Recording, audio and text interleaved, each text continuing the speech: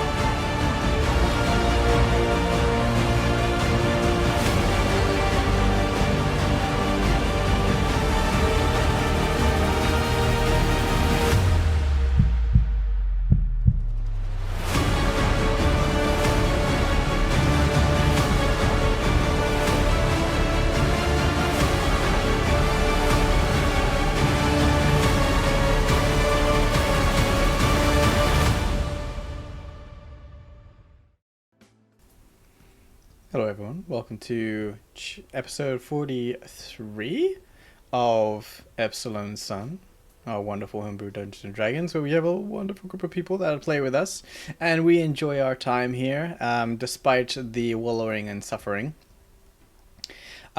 We are here today to play a little bit Dungeons and Dragons, and to recap about where our group are today.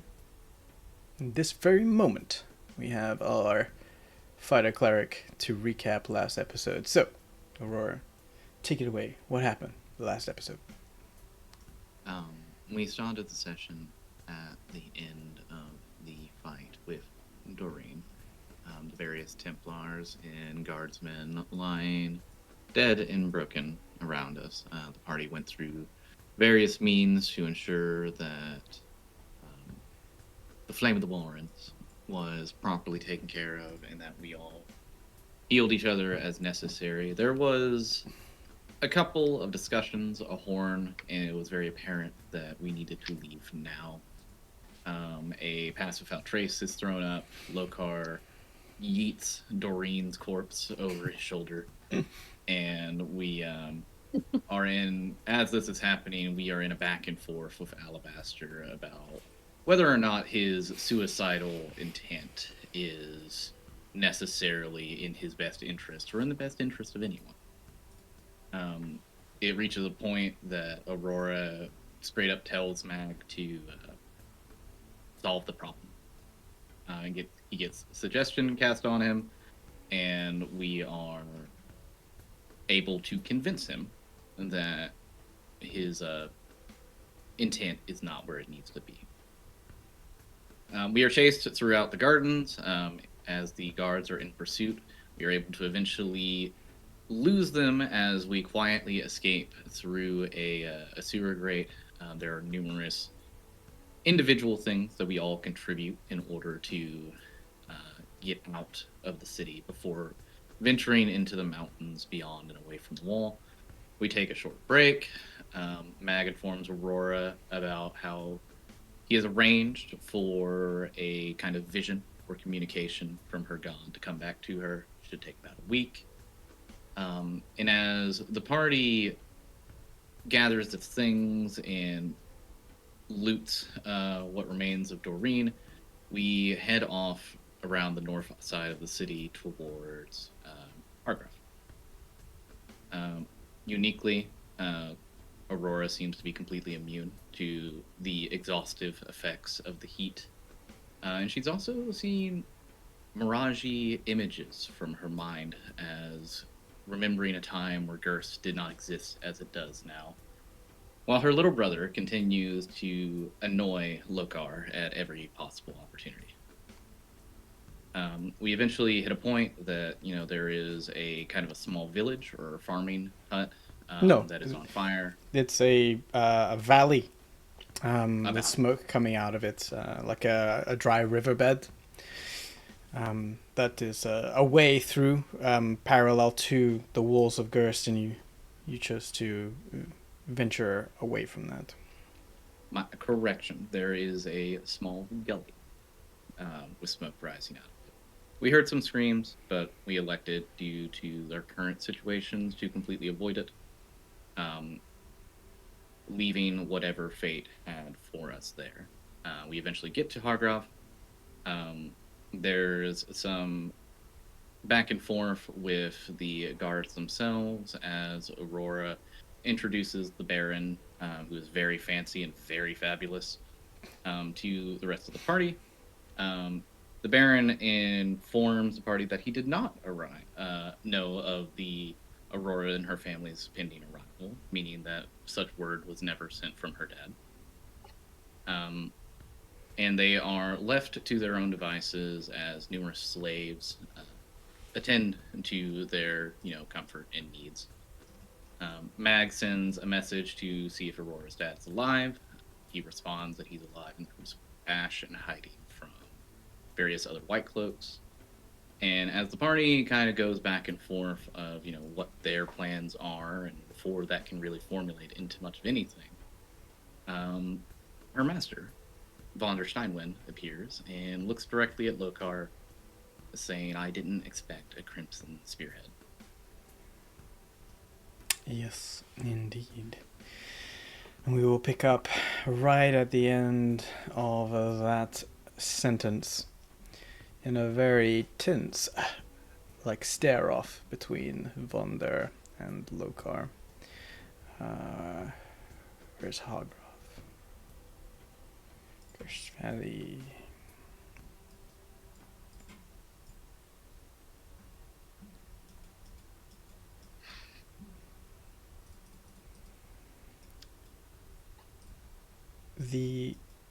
Let's wait for the page to load there for a second.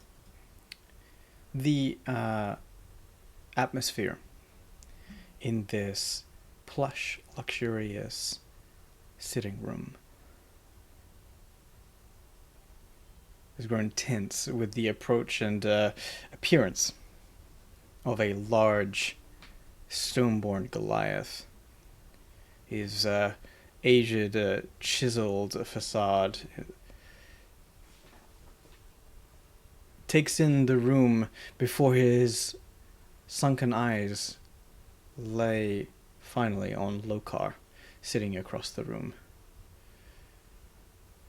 His voice is deep and graveled, but does not contain a certain amount of emotion behind it. It is more a statement of matter of fact. He is hard to read. His facial expressions, as neutral as can be, immediately showing signs of similar traits that Lokar has in not having his emotions displayed on his face. He is old and tall, slightly taller than Lokar. And standing in the archway that leads into this sitting room, those words, as he acknowledges everyone from right to left, but stops at Lokar.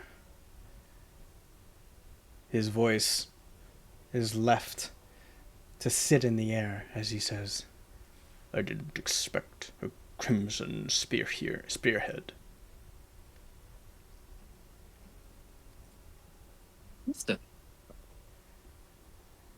it's so good to see you again. Aurora kind of walks up and, completely ignoring that previous statement, gives a polite bow. Low. I was just going to say that Vonder just barely acknowledges you at this moment, Aurora. I think Lokar he was kind of about to relax, but it all kind of went away immediately. He is not necessarily being panicked or anything, but he's certainly he got more straight up, and he's kind of looking at options around this room, not saying anything to that particular statement, just kind of trying to read Mondor, his intentions. You can roll an insight. Yes, I will. 6.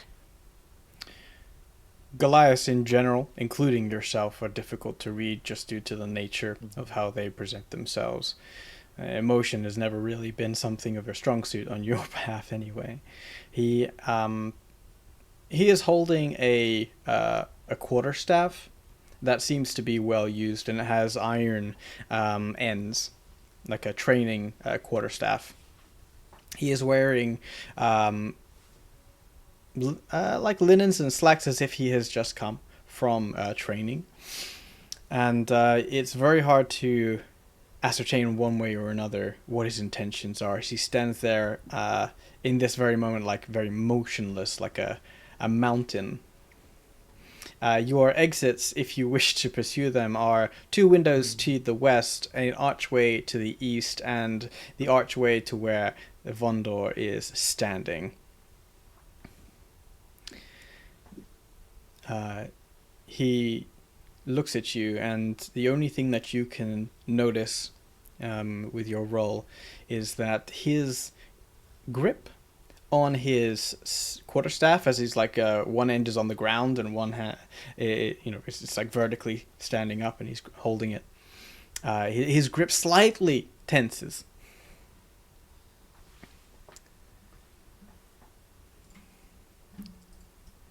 Master is and kind of looks back to Lokar.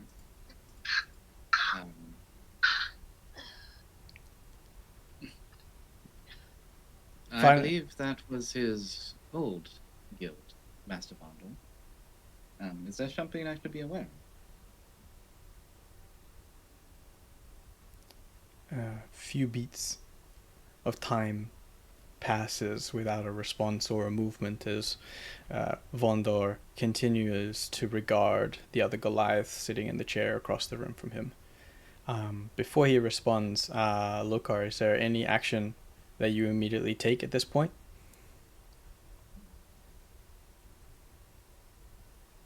He was thinking his options, but after Aurora stated it was his last group, he realizes he can't just try to pretend.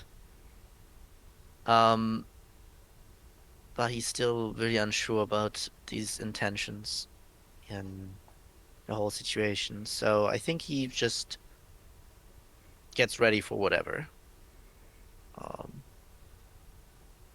He's not being cooperative immediately because he doesn't know. You stay Go ahead. silent and He's you just just like look at him. Just like he gets a bit of tighter grip, I also get like a little bit of a tighter grip. Sure. It's like Yeah, a gripping standoff. yes. Aurora, you look up to Vondor and you look back to Lokar, and it's almost like everyone in the room is doing the same thing, like it's a tennis game, back and forth, until finally Vondor says, "It is only a matter of curiosity. It is good to see you, Miss Aurora. It's been a while this time." Fortunately, Master Vince have kept me away from the estate.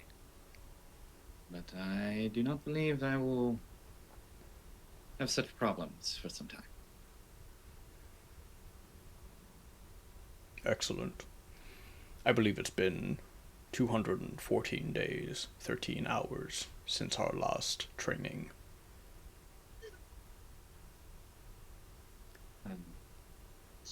Well, that's probably right. It usually is. Nisa's gonna whisper to Magrum, "Well, somebody's been counting. Somebody's been keeping track of the days."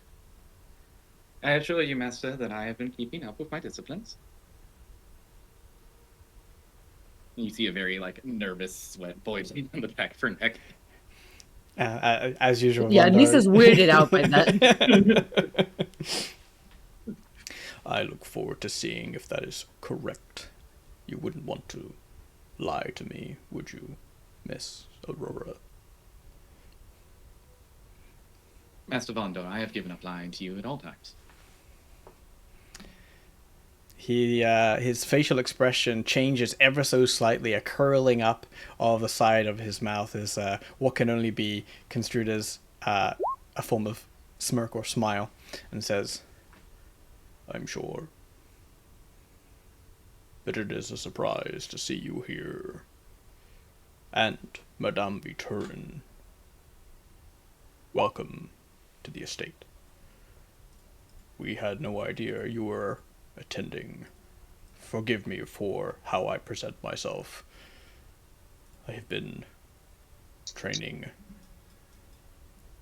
Tavern is coming along nicely." Frida, who's fussing with Ida, is trying to keep her from fidgeting and staring at the Lokar and Nissa, turns to Vondor and goes, "Not at all, Master Steinrich, not at all. Forgive me, I'm a bit out of sorts. We've had a bit of a difficult few days. We have a friend. Now, you've met Alabaster once or twice, correct?" "Absolutely. Last time was 6 months, 14 days. He came into your home and asked whether or not you have seen Aurora." Right, of course. And Nico's here. He's around here somewhere." "Nico is already jumping into the pool, Miss Viturin, Madame Viturin. I will see to Alabaster. He is just outside, but he seems to be carrying himself slightly oddly compared to last time." He has had a difficult time, Master. I can explain it to you. It is my responsibility to see to him as well. Muriel is attempting to help him, but if you would be so kind, I must change. Of course, Master. Of course. I hear they're making their specialty in the kitchen tonight. I will see you at dinner. The last thing Evander does before very mechanically, robotically moving away is give Lokar another long look, then looks down to you, Aurora, another sort of small smirk, and says, "You know where I'll be." Alex, can you just do push to talk? You got some background noise. Vondor I may have stepped away. turns to move out of the room. Alex, can you hear me? He stepped away. Oh, he stepped away. Okay. Shit. Let me. Okay. Well, what are we gonna do? You can mute him on- you can Okay. mute him yourself. Okay. I'll mute him on the server. Okay. Server mute. Okay.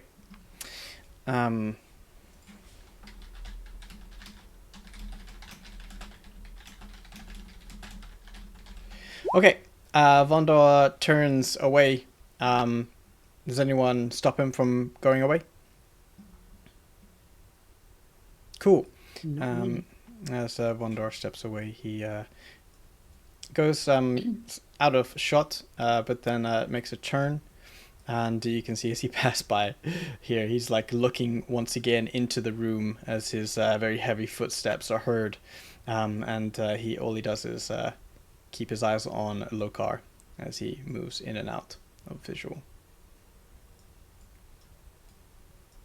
You see Aurora kind of like immediately relax a little bit again.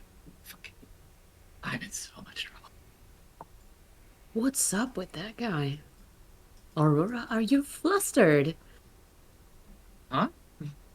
Dare I say, are you flustered? Oh, no. Vonder knows I lied to him. Oh, fuck. Who is he? He's To my you, master. I mean. He's my master.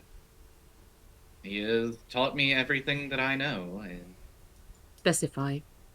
The word master means so many things around here, like especially in Gerst. Oh, well, no, I'm not his slave or anything. No. He is my tutor, my Uh-huh. godfather, in a certain extent. I have known him for nearly the entirety of my time here in Gerst. He, just as importantly as Mama and my father, has raised me. Oh wow. That's And it. why? He knows I lied. You know? Why are you nervous to talk to him? Why is it a bad thing that you lied to him? What's he gonna Oh, do? Trey's gonna be fucking horrible. For you? No, for you. Of course, for me. Well, Do you know how many You know- fights I've actually won against Vondor? I can count them on my hands. lying is bad, you know. And she gives a little smirk. You brought this upon yourself.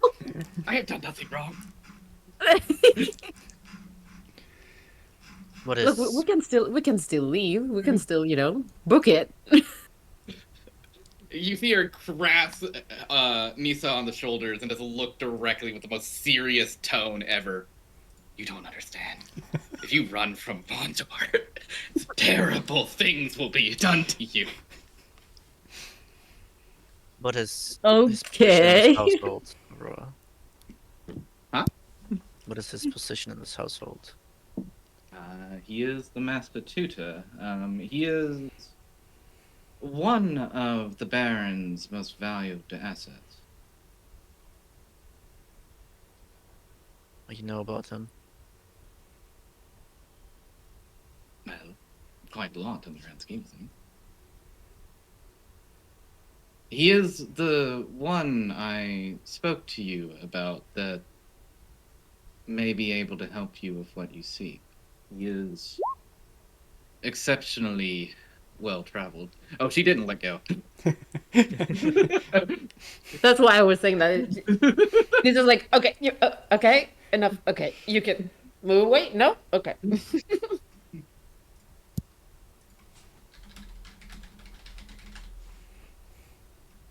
I assume he partook in the war. He was an officer, yes.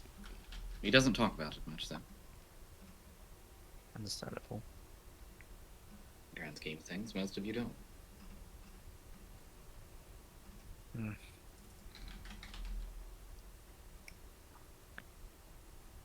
Ah, He seems staying to be here for a bit, very. aren't we?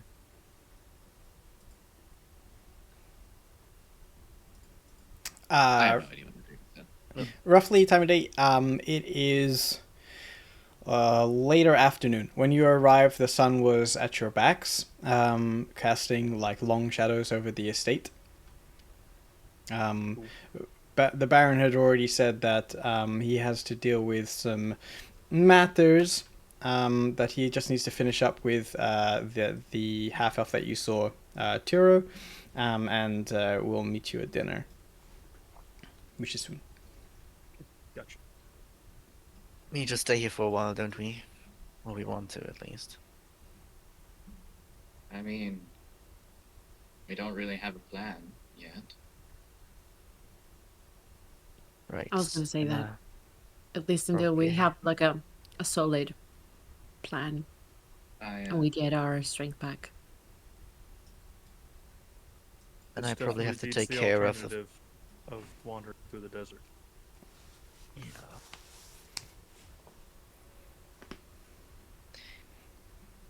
And I probably have to take care of the fact that he knows me. What does that mean? Does he know you or like know you? Oh, he knows my squad. Knows Yeah, what he did happened to mention them, that. I assume. He knows what happened to them, I assume. Well, the only way that you will be sure is if you talk to him. We could have your back if he tries something. not Aurora necessarily especially could have supporting. your back. Why would he try something? I don't know. He was creepy. He's not Um, creepy. He's terrifying. I'm not meant to be alive. I think. I Do made you- a decision to stay alive. Don't think many people know.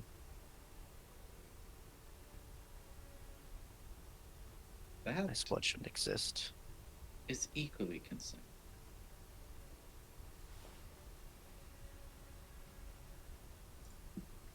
I worry he won't like that. But if we're here to stay, then I need to confront it. Otherwise, I don't know what he's going to do. I have to say, when he looked at you, the elephant in the room was huge. Maybe we can confront it at dinner. He's there also. Yeah. I think more on a one-on-one would be sufficient.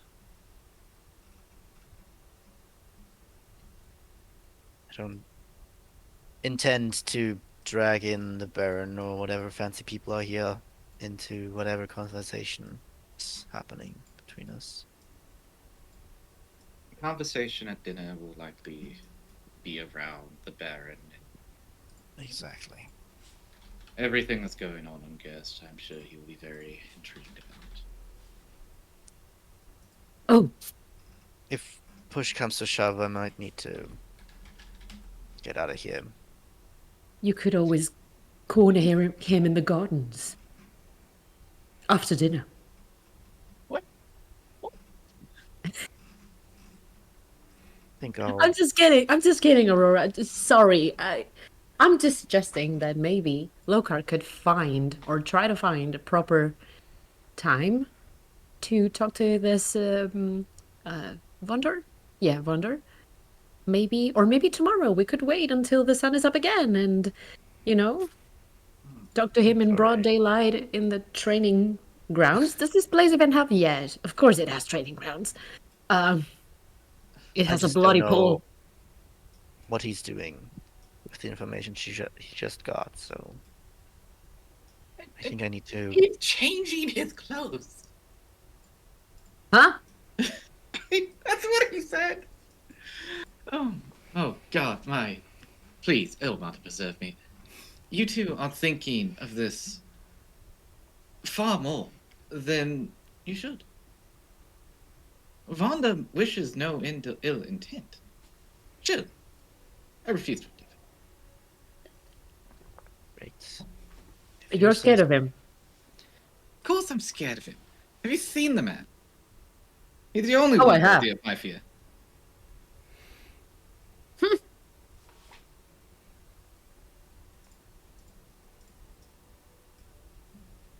Well, stand still. I need to talk to him. So I know what his deal is. And then we can continue on.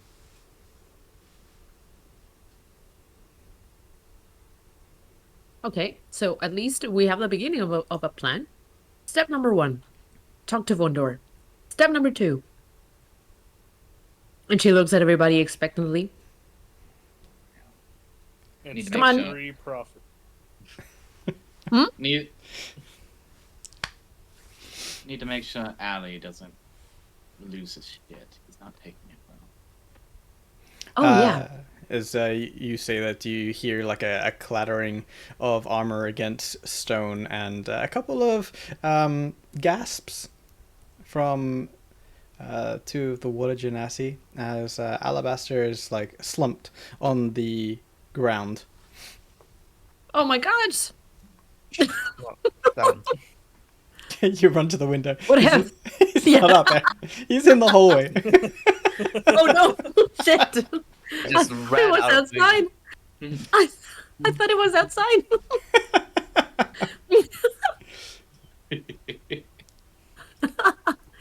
The cinematic, though, was very nice. Oh my god!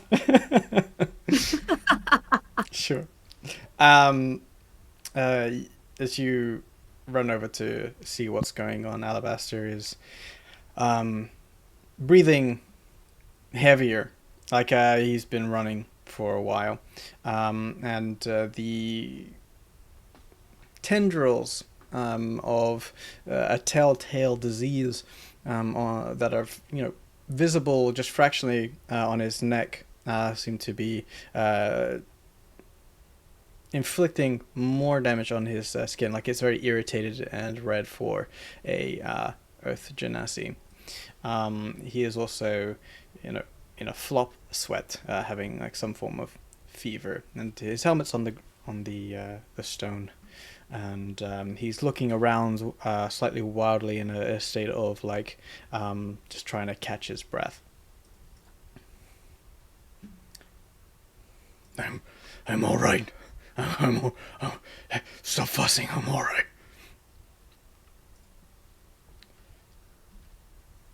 Step away, guys. They instinctively do.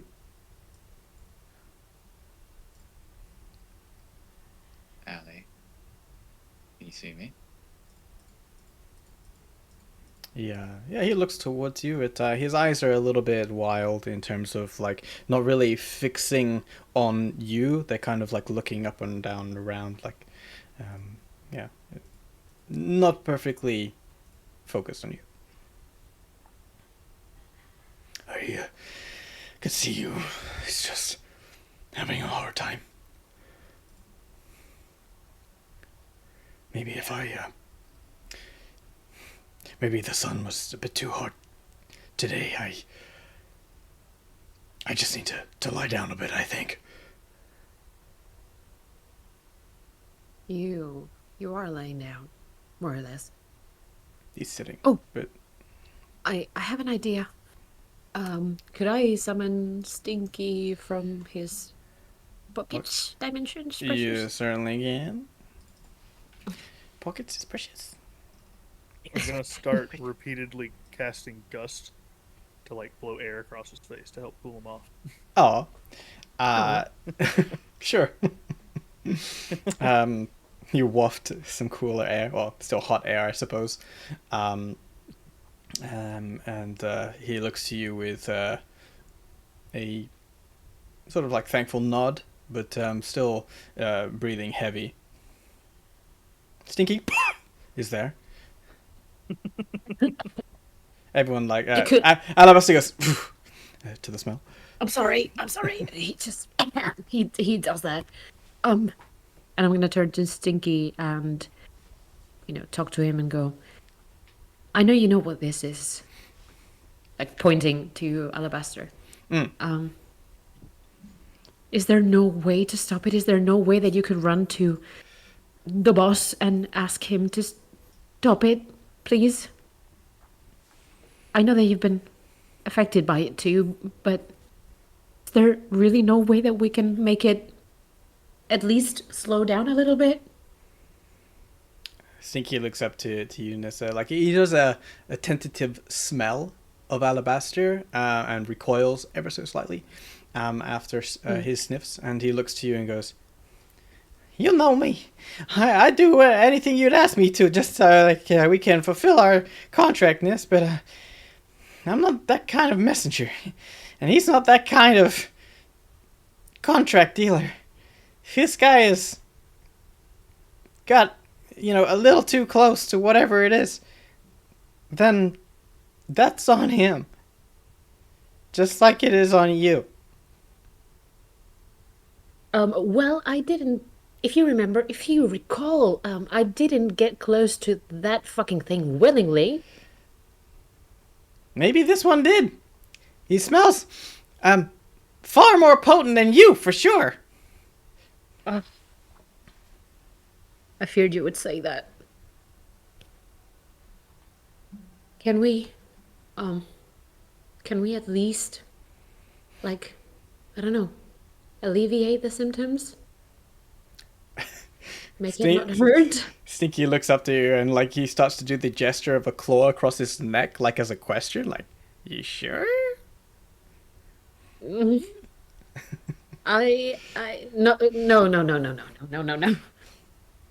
I'm not suggesting that.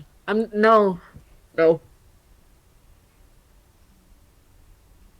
Yeah, no, just kidding. No. It's No. like that meme, like, no, huh? Maybe? No. Wait. The death glare at that rodent. You just see Nissa pulling faces with Stinky. But yeah, no, she goes, no, not that kind of alleviation. Not that kind. Anyway, just I guess I'm a little desperate because he's so obviously in so much pain. And it's true that he stayed back willingly. But he doesn't have anything to do with. It's unfair, you know? I think he like sits back on his haunches, like slightly upright, and looks up to you as you're like talking down to him, and his beady black eyes just blink.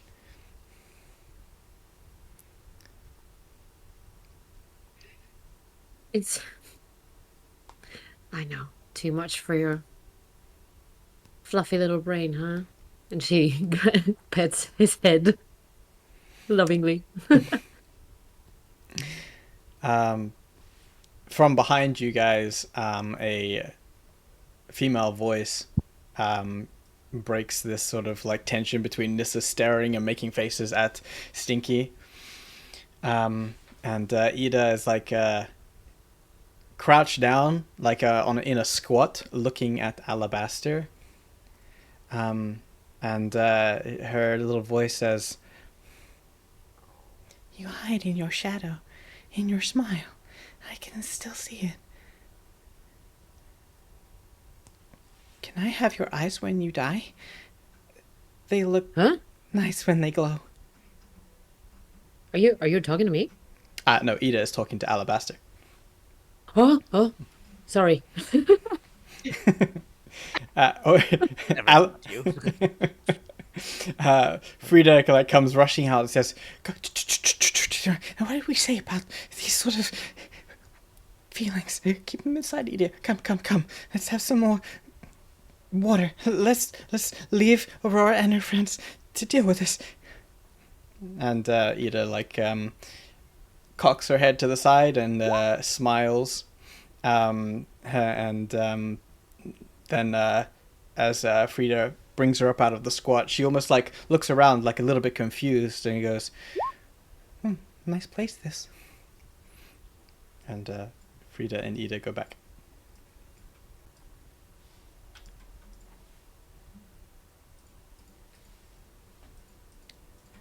Yeah, your vocals Well. are returned. That was weird. There's something in her eyes that shouldn't be there.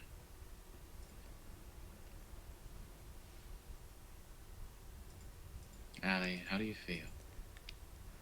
Terrible, I'm sure. But what Hey. happens? I just need to lie down, catch my breath. I'll, is there a way, a place that I can maybe just take off this armor? It's getting a little heavy.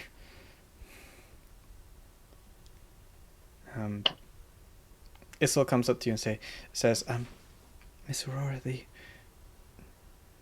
guest quarters are made up if you wish to escort your friend."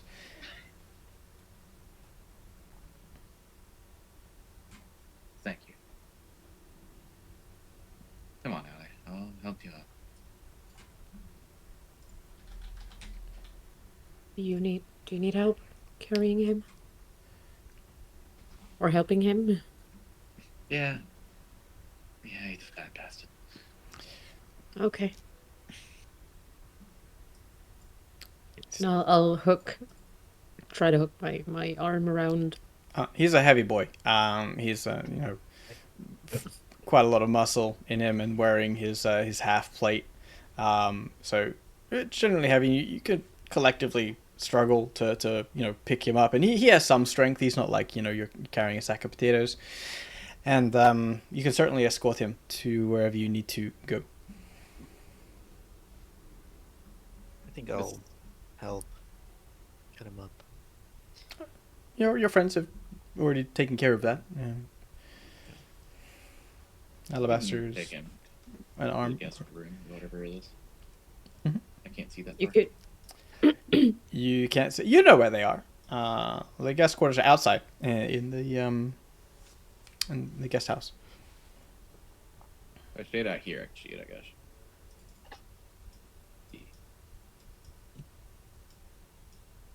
Here. Ooh. And I'm sure I would die. Aurora will, as Aurora looks at her notes, will take you this way. Where's Aurora? Where did Aurora's token go? Oh, okay. Went all the way over here. Where'd you go? I think that's the, No, that's the tea house. which one of these buildings? Yeah. It's one of these buildings. Which one of these buildings? I'm Yes, sure it is. it was around here. This one, the one up. This one. Here. Yeah, I'm pulling up the registry. Okay? Gotta pull up the map. Okay.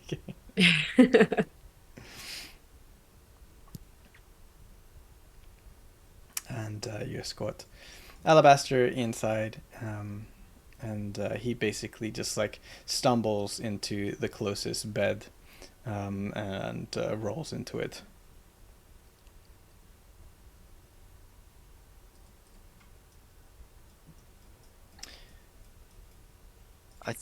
I think when they're like gone or like taking them away, I look at the other two that are still here, Mhm. Mag and Karen. I think I'll say, I don't think we can really help him. Look really bad. Yeah, I'm not sure I've got anything that I can do. If I did, I would have done it to us already. Yeah. I wonder why we're why we got away so healthier than he did. I guess we don't know what he exactly encountered, but I mean we were pretty close to these things that made us corrupt before. But we're not at this level yet.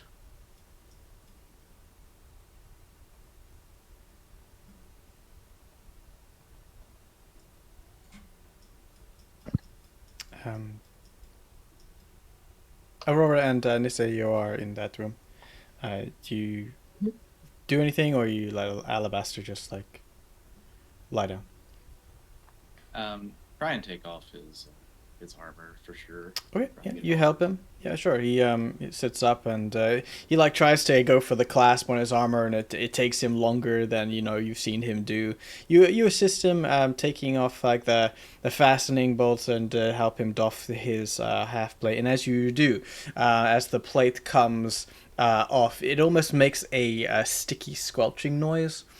As it peels away from his flesh, the inner sort of tunic, shall we say, is sodden with this fluid, and the smell is obviously increasing as you pull it away, and you can see across his chest and up his neck.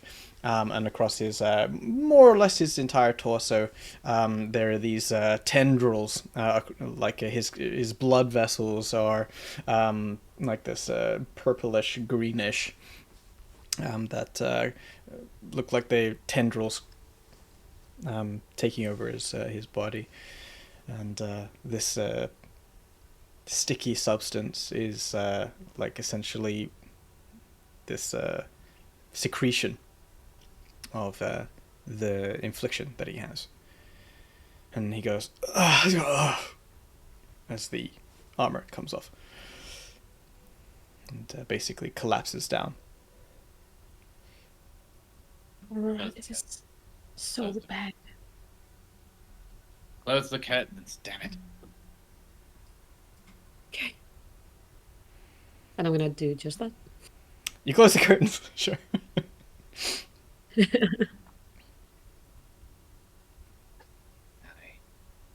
how long has it been like this? Stay with me. Make a medicine check. Hey, I'm good at that.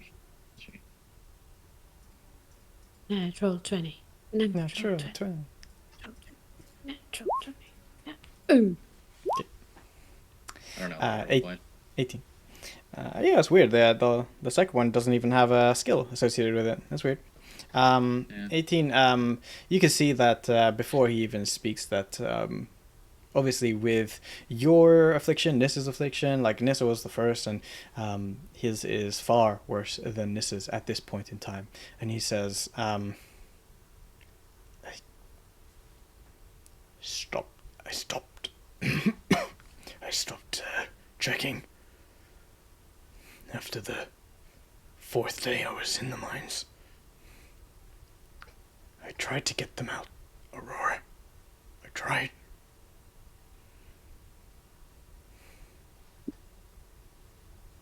And he enters a state of delirium as he calls out, and so his eyes sort of like start to scatter and roll up into his head. I want to see if I can get his attention real quick, and You slap him in the face. I have a well. Try and keep him focused. And, Allie, stay with me. I don't know what happens when you die from this kind of stuff, and I don't think it's good. I have a solution, and it's really fucking desperate. Do you trust me? After all that we have been through, do you trust me? He in a state of like barely on the edge of consciousness, he goes, "I've always trusted you, partner. Always. I'm sorry." I know, Emily. Yamato would want me to forgive you. I can't do it today, but I will in time. And I'm gonna pull out the last oath, and I need you to attune to this blade. Oh shit. Uh-oh. I can show you how. But you need to make an oath.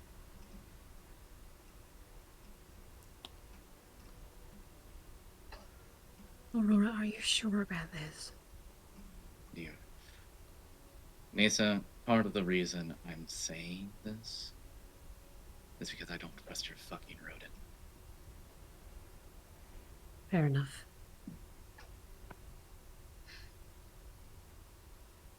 Allie. An oath of protection. That's all you wanted to do. The blade would recognize them.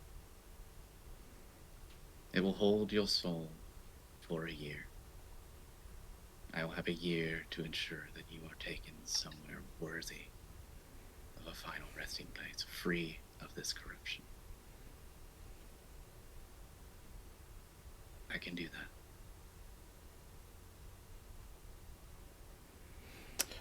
It's, he looks at you and his eyes are, slightly watery. I need to make a wisdom check or something to see if he hears you correctly. I can guide him from this. He's like, you could grab his hand and say like, listen to me, do you understand? Sure, you can guide him. I'll give him a D4.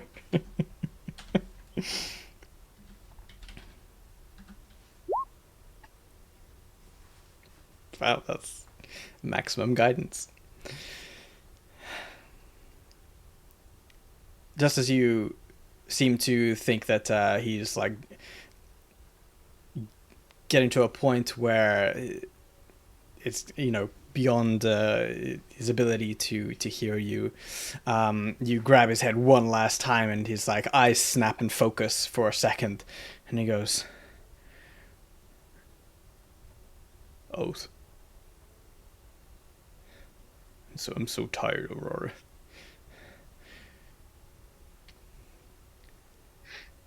Can I sleep it off? I'm sure I'll be fine in the morning. No. You will not dishonor yourself by giving up, Daddy.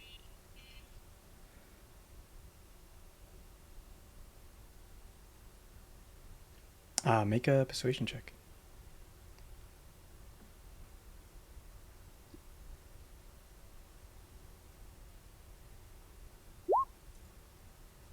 Add a d6 to that. Oh. Holy crap. He looks at you, and you've never seen Alabaster cry before. And his eyes well. But what his eyes say is not what the clench in his jaw says. And says, I can do that.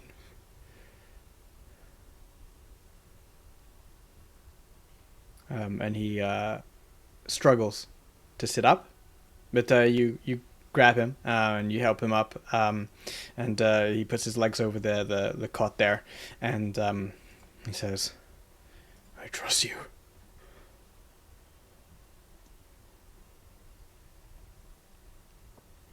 I will take his hands and have them join mine on the last stove, and see how well I can get off this.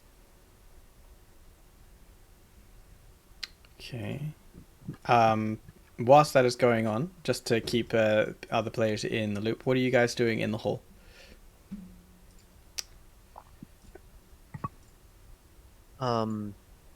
I am probably waiting for Wanda to come back so I can intercept. He said that he will see you at dinner. Oh, I thought he wanted to help Alabaster, so I thought that way he would have come. Vondor? Mm-hmm. No, Vondor Maybe didn't he's right. pay. He went the completely opposite direction. He just mentioned to Aurora to, if he might want to, she might want to take care of Oh, her she friend. might want to take. Yeah. He's nothing to do with him.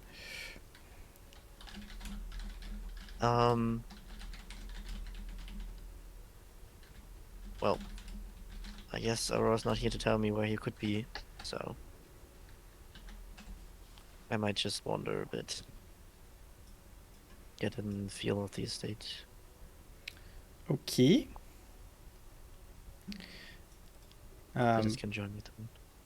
Sure. Magram? Is it possible to find the man of the house, the fire genasi? Can you find the man of the house, the Baron? The Baron. Yep. He is currently retreated to elsewhere in the house. His last words to you are saying that he needs to tie up some final matters of state with his right-hand financial advisor, and he would see you at the dinner. So you will see him eventually.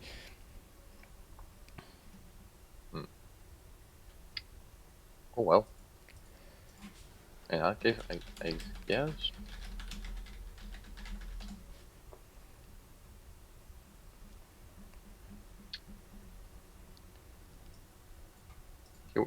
Yeah, he will just go outside with number 5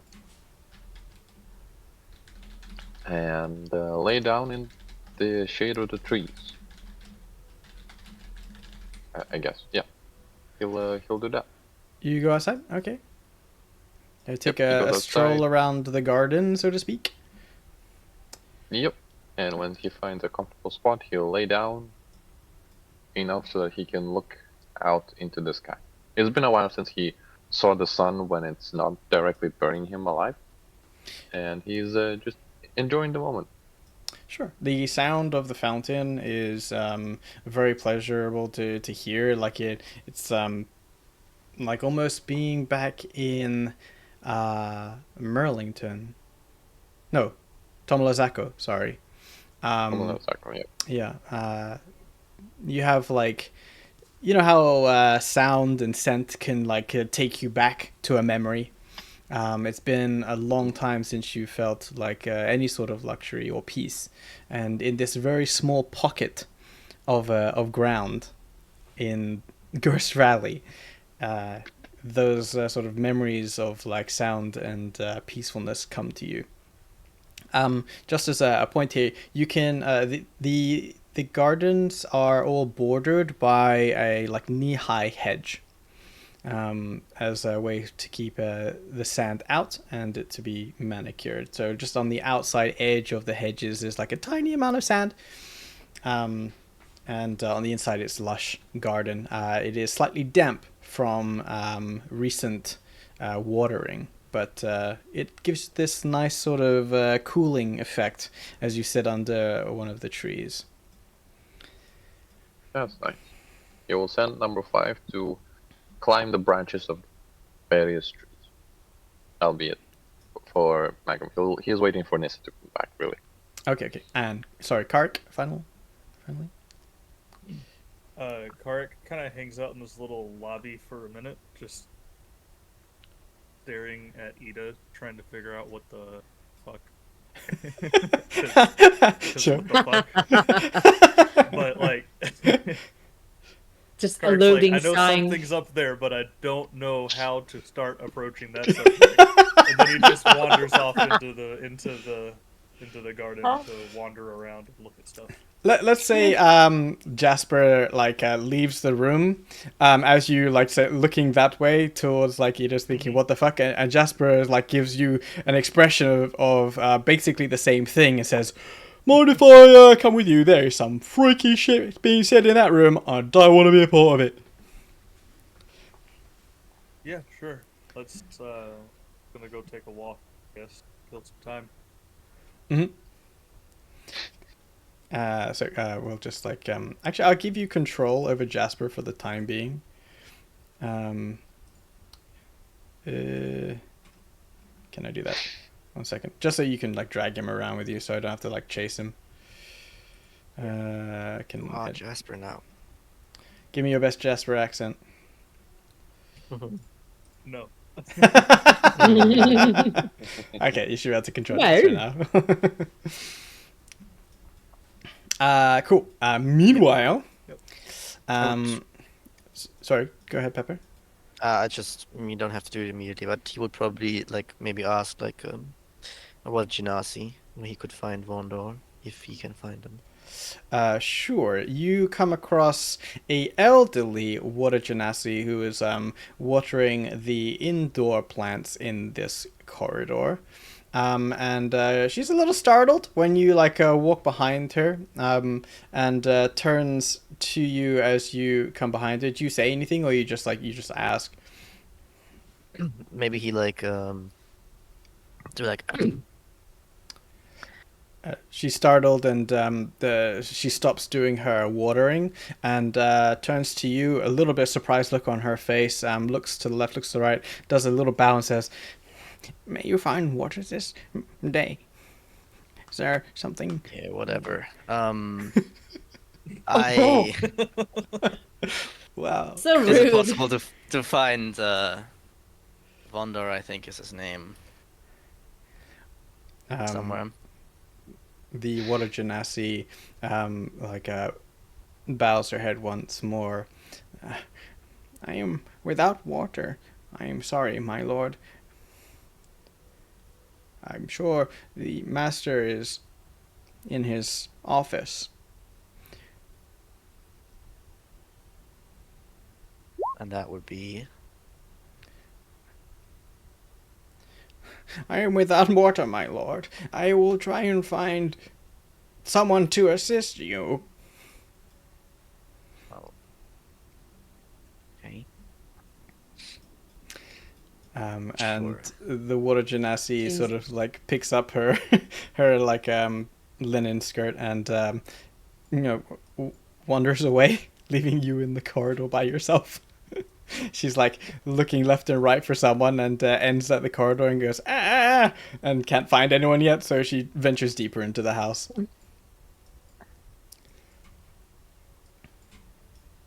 Distressed Lucas. old lady. It's like, what I'm very am I gonna do? confused. Who are you?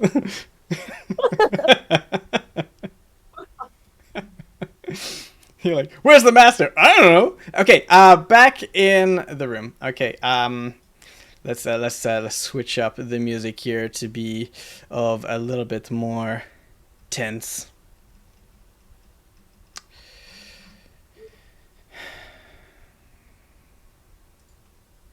I don't really hear the music. I think. Oh, I do. It's the same tense music that we hear all the time. It's all the tense, so tense. Well, it's tense, so, you know. An hour. But is it slow present? piano. Past or future? It's the past participle. Okay, Alabaster struggles, but he manages to get to the edge of the bed, and says, "You said that you put your hand on the sword with him." Yeah. So my hands are on top of his, and his are on the blade. I see. Okay. And, telling him to repeat after me. Oh, you're gonna Well, I give his do. oath. You're Well, or he can give his oath if he has the strength. well. I mean, the attunement can't be done for you, for someone. The wielder must, as per what you know of the blade, must kneel before the blade and swear a binding oath, to either rule, protect, or conquer. So you can't attune for someone. No, it's not the intent. He needs to say it, but Mhm. in that case, to be more clear, I would probably start with a prayer to Ilmother and tell him the oath requires one of protection and one that he is fully devoted to, or it will sense his weakness and reject him. Mhm. But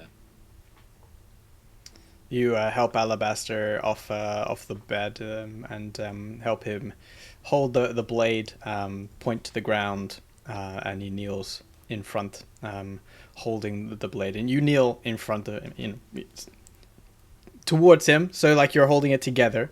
And Nissa, you can see like there is concern. I imagine on Aurora's face, and Alabaster is like. Jaw is clenched and there's grit and determination, but his breath is haggard, and he is weak. But as he kneels, he says, "Protection, is this the oath that I must provide?" it is one that it would accept. There are others, the will to rule, to conquer, to be sovereign.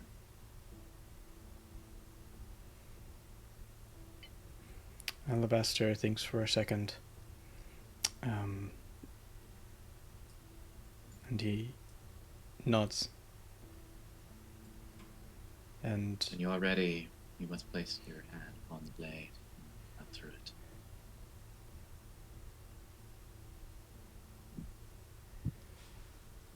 Alabaster closes his eyes, his breathing difficult, but still there.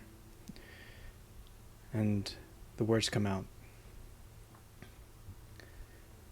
"I am the shield they gave to the world. I am the sword they asked not to falter. Let my body fail. Let my breath vanish. But let this stand. No harm shall come to my friend." Aurora, return while I still draw breath. Not while I stand. Not while I kneel. Not while there is anything left of me to give. This is my oath, my final commandment. I protect, I endure, I do not yield. Take of me what you will, but you will take it through me. And he slashes his hand on the blade.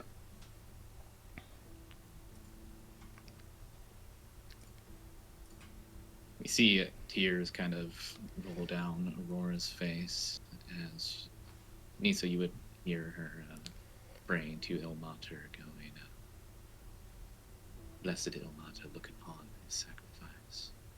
Look upon the bed that he places upon himself at the end. Have mercy. Give me the strength to ensure his office."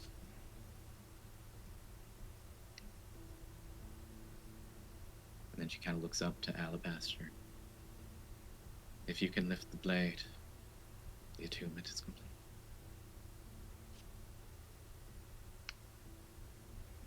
You see Alabaster's eyes, eyelids flutter as he is hearing murmurings.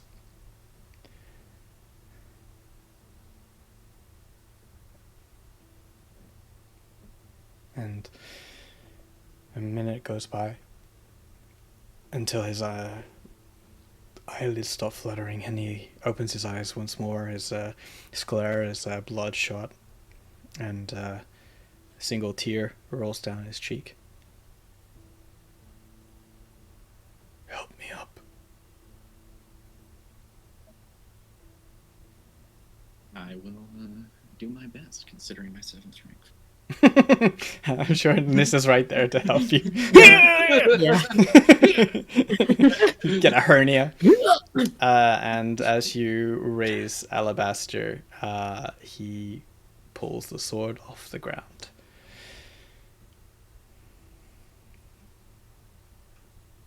The judges of the blade deem this a worthy vow.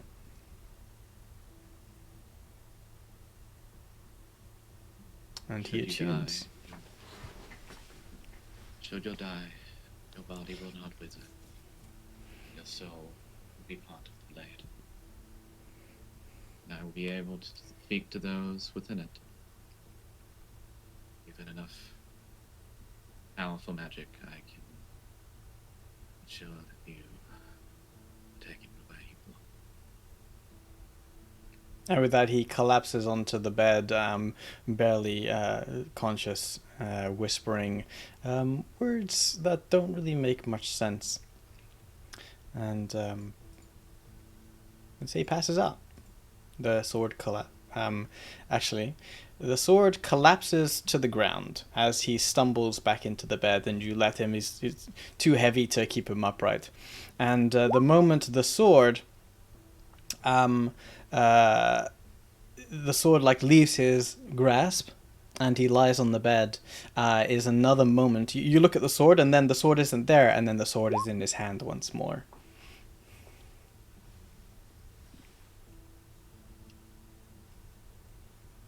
And I will.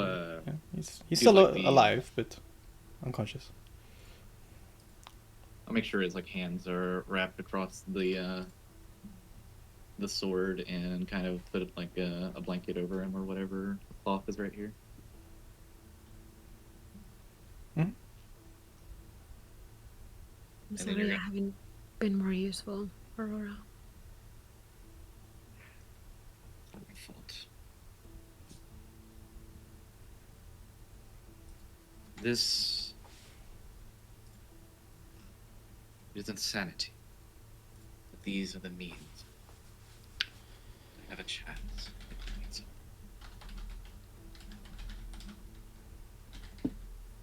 I had intended to talk to Lokar, have him attend to the blade, because I'm tired of his reckless intent getting himself almost killed. Here I am giving him an alabaster. To be honest, I'm not sure Lokar would be inclined.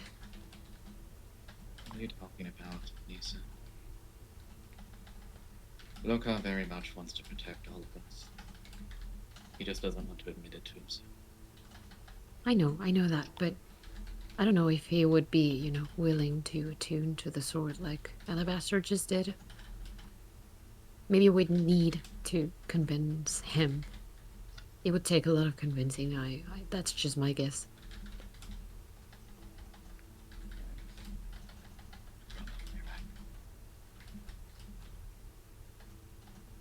Maybe we should, I don't know, maybe let him rest for a little bit.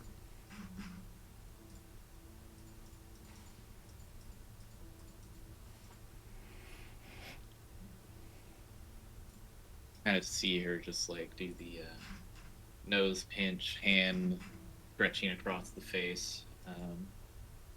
Not entirely sure what to do with this particular one.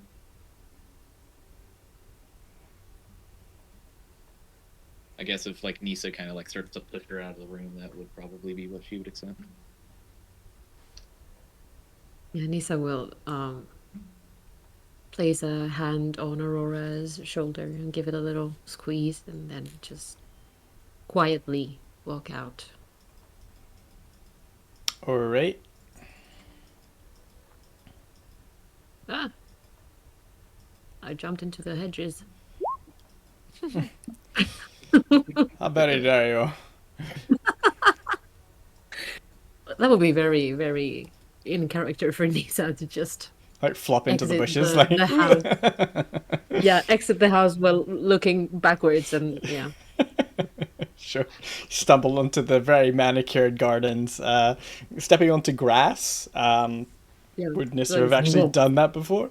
It's soft like sand, but it has this It's fragrance fresh. about it.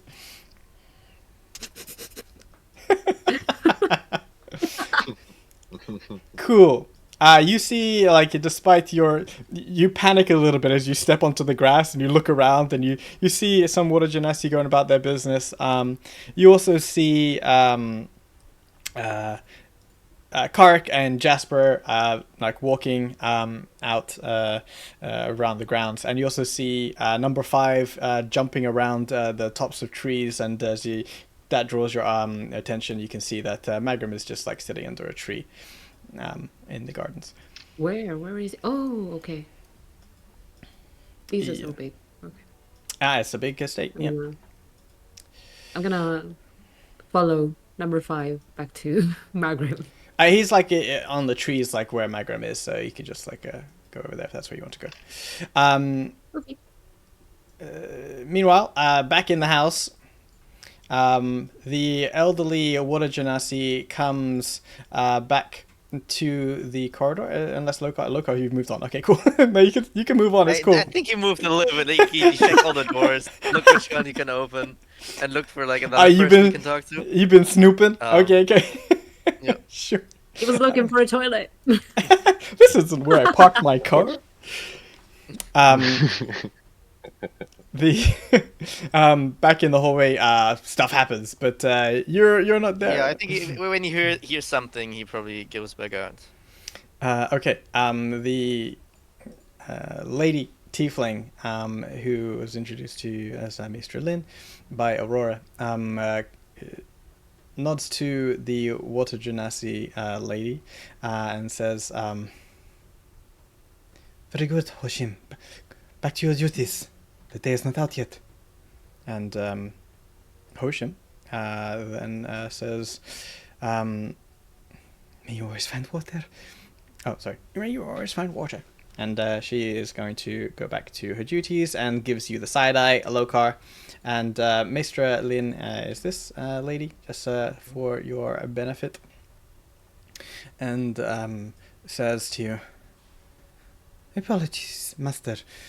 The Baron is currently busy with matters of estate. Is there something that I can help you with?" I was wondering if I could have time to talk with Vondor before the dinner. I'm sorry, that is certainly out of the question. There is a schedule to keep, and we must keep him on it. He will be available soon. And after dinner, perhaps you may request a turn around the gardens. To help the digestion, of course.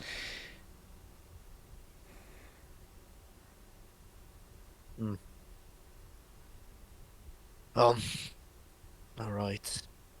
I suppose I'll wait. And Maester steps back and gestures towards the corridor. Please, there's fresh water within the sitting room.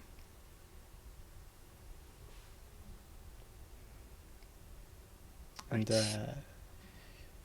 you leave, and as you do, Maester Lynn is going to go over here and check the door. And you can turn around and see this.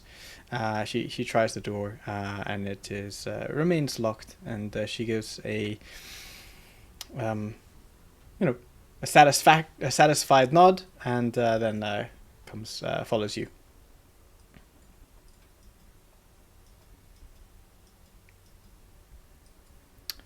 Q. And as you return to the sitting room, Maester Lynn just walks past you and returns to elsewhere in the manor.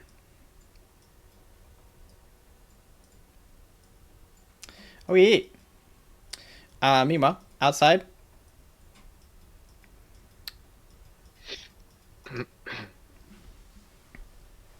Magrum, Nissa? Yeah, I was about to. Oh, hey. Where you been? You just ran off with Aurora somewhere. You alright? You look frightened. Yeah. Well, other bastard's not. He's not doing well. To be honest, and she will flop down next to Magrum and go, "Oh, this is nice though. Grass, is this Yeah. called?" Yeah, grass. It's a rarity in these lands. There's so much of it, like it's almost, I don't know, offensive.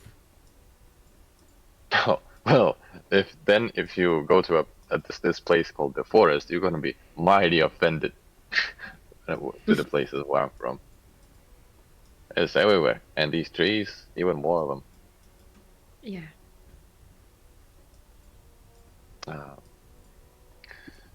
Nessa, I wanted to talk to you about, my favorite topic. It is. I'm sure it's not. Listen, I been thinking about how you are acquiring your power and such, and how reckless you can be at times, which is a bit part of your charm, I have to admit. Well, thanks. And I was wondering have you maybe tried to reach for different sources of power? As you know, well, have you noticed when you cast your spells, it's as if you aren't the person talking. What do you Well, mean? you're, I when hear you my do- voice. Well, that's what you hear. What I hear is always the same monotone pitch and hand gestures. Identical. That's how Really? warlocks use their power. The power that clerics use is more of a chant, a prayer, if you will, like Aurora. You know, when she says her healing magic, she can sometimes fluctuate, pitches and such to make it of a greater range or power. Yeah. The wizards like us, we study magic, so if I desire, I can change a couple vowels, and suddenly my magic missiles become magic Magrum faces that fly at people. You know, that actually would be quite cool. Anyway, but basically, have you thought of maybe changing how you approach power? After all, I'm sure you can be devoted to yourself, at least as a paladin, or maybe, oh, I don't know, maybe you become more a tree person, like, well, I guess a sand person, like Garrick. Because Okay. if we are able to get you out of that deal, and he vaguely gestures at the Stinky, if we ever get you out of that deal, well, I'm sorry, but you're gonna need another source of it. I would say I haven't thought about it, but to be honest, whenever I tried to ponder on it, I ended up with a big headache. Because right now it's hard for me to see a way out of my patron's grasp, clause, contract, whatever you want to call it. Yeah. But I'm open, you know. I'm open to suggestions to, you know, think about. Well, if it was as easy as you'd say to use a suggestion on your Patreon, I would. But it only lasts 8 hours. You see, I have a friend who speaks to me, when I do my ritual. Uh-huh. Speak to the heavens. He is helping me with your case. And what Really? he told me, well, yeah, I say, holy heavens, you matter to me, and I want to fix this to help you out. And She's gonna he she's gonna told me, reach out and gently touch the side of Magrim's face. And kind of go, you've become very important to me as well. well, Stinky's gonna jump away, like into the bushes, yeah, chasing a bird or something. Like, You crows, love. anyway. and what then he has she will told me- she will withdraw her hand and go, "Oh, sorry, I made this awkward, didn't I?" Magnum will telekinetically pull you into his arms for a hug. Oh. Okay, fine. As I was saying, love, the things that he told me were, well, some are better, some are worse. One of them involved you killing me. The other, for us to find a cleric of a good faith, of I guess one of mine, because most of the people that I knew who worship my god are good, and I'd like not for that to happen. There's also another one, which I quite enjoyed. You know how when you die, your soul is judged, right? So you're Yeah. good or bad, and then you begin your ascent or descent. Well, those places also have their own laws and jurisdictions, like a place where a judge sits. You have heard of like a courtroom? Mm-hmm. There's Well- one in the heavens, and there's one in the hells. And, well, if I can head to the hells, make a good case in your defense, provide evidence of the devil's wrongdoings, by showing that the soul of your sister is not exactly where it's kept, or maybe stealing the soul from the very vault it is kept in, then we can safely not only get you out of that contract, but also make your patron a laughingstock in front of everybody else, Feeling and make him Oh. lose his power. Yes. I mean, it could be done, but it would be really dangerous. And Magram, you guys have done so much for me already. Like, I feel enough of a burden already. I would feel bad to be pushing you all to do this. Because I know you Well, guys would do it. to fight Not for you me. to hell and back? Of course I would. I know you would, and that's what worries me, to be honest. I understand. But there's also another thing that I was a bit afraid to tell you. For What me, is? before you fight for your case in the heavens, I need to learn about the ways and the things it operates. And for that, I need to head to the heavens. I need to head to the heavens for various things, and that being one of them. How do you head to the heavens? Well, there's two ways. You die. Second way, you get banished. Well, you know when people get born here, and if someone banishes them to whatever plane of existence, they come back because they are from this place, from this plane. You are born here. From someone banishes you, you'll come back here. I am Yeah. not from here, Nissa.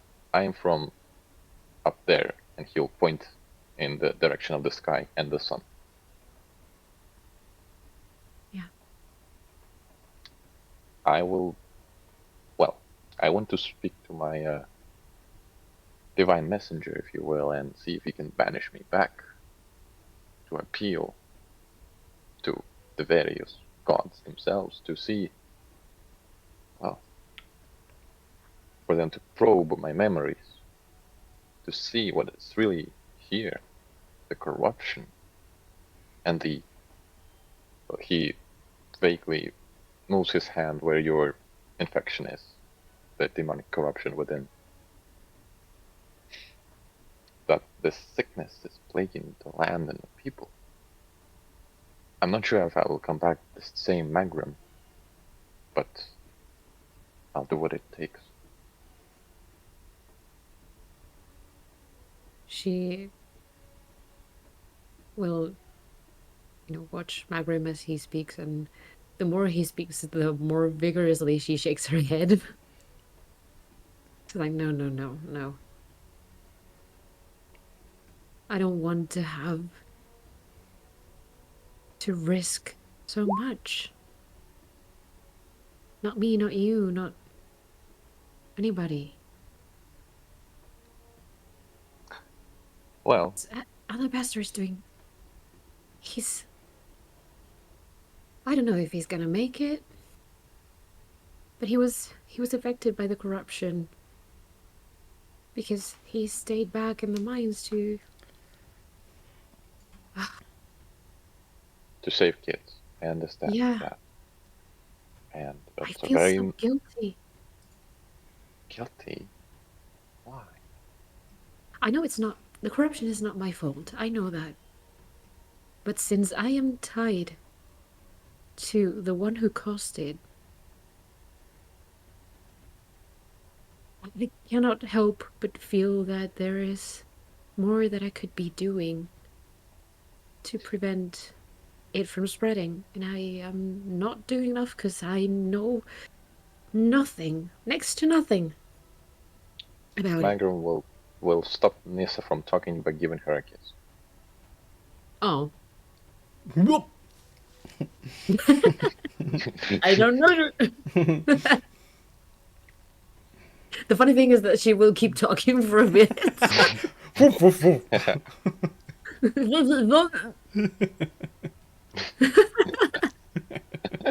But eventually she will shut up. Uh-huh. Anyway, let's say that just ease up on yourself. And by the way, I have kept a little surprise for you if you meet me after dinner in the evening. Well, I suppose closer at night would be best. Okay? She smirks and goes, okay. Oh, I'm sure you'll like it. All right.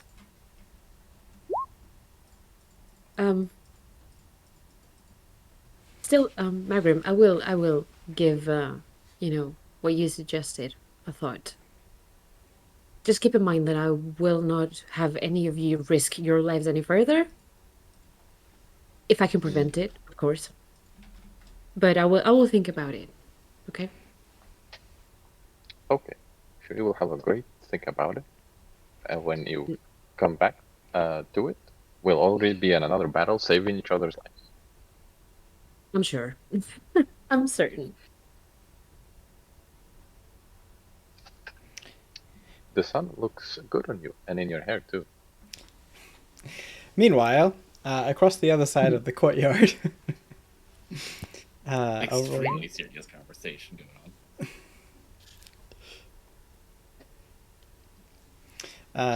yes, I've seen the conversation between Kark and Aurora. Aurora's obviously clearly shaken up, and Kark, you can pop your head into the room and see that Alabaster's armor is off of him, and he is lying on his back with the Last Oath sword in his on his chest where Aurora helped it be placed, and his chest rises and falls slowly, Seeing but him just to without the armor and actually being able to see the wounds, air quotes, do I feel like any of the magic that I have do any good for him? Will it help alleviate his pain or anything? Or is it just going to be a waste and not at all? I mean, that's a very broad question, my dear Turtle. I mean, in some aspects, to quote unquote alleviate his pain, some of your magic might help. More sort of like, offensive magic might help his suffering, so to speak, to end it. Yeah, but that's not exactly what I meant, for sure. Your healing magic. Yes.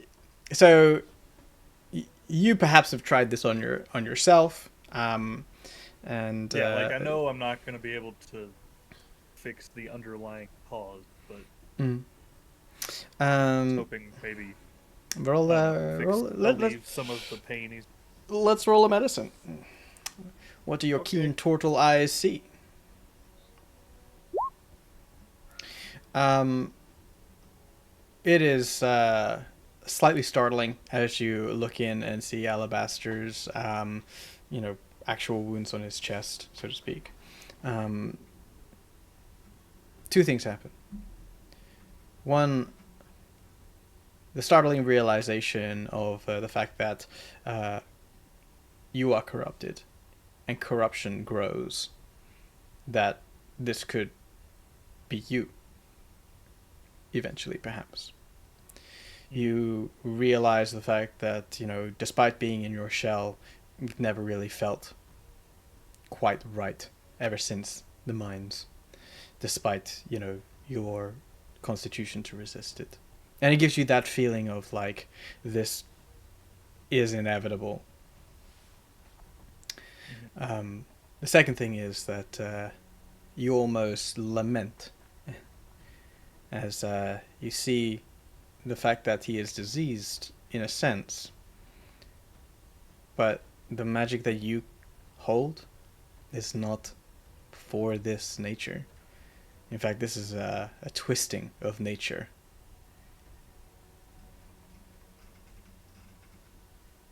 You know for sure your magic won't help him. It might alleviate some pain here and there, like a painkiller, like an aspirin, but it won't. It's like giving an aspirin to a cancer patient. Right. Could help a little bit, but underlying doesn't help at all.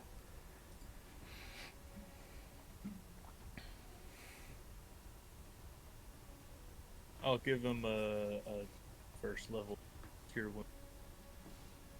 try. Get your it's a touch spell.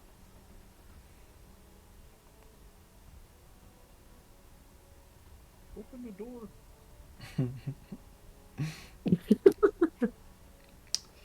Close the door. Oh my god, Ida. Oh Jesus.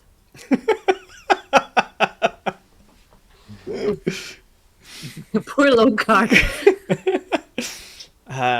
You could certainly cast it. You touch. Where do you touch Alabaster to cast this Cure Wounds?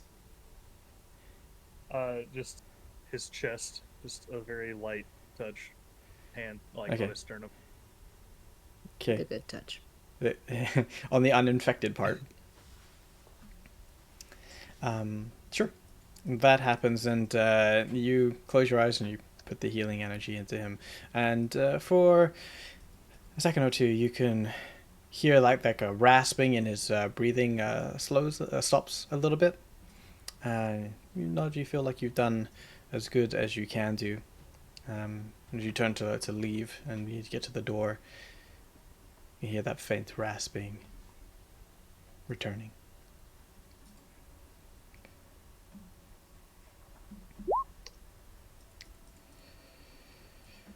Okay, a lot of sorry, go ahead. I don't know how long it'll be going.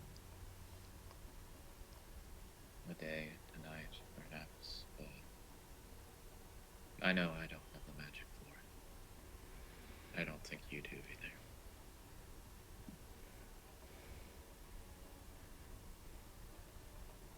Nope.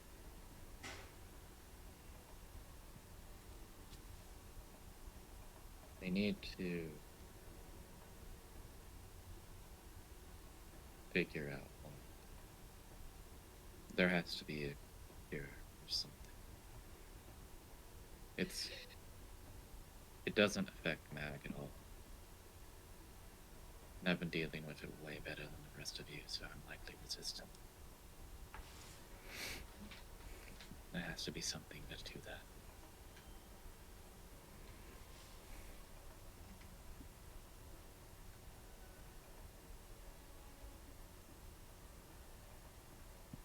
Anyway, we should go check on Ida.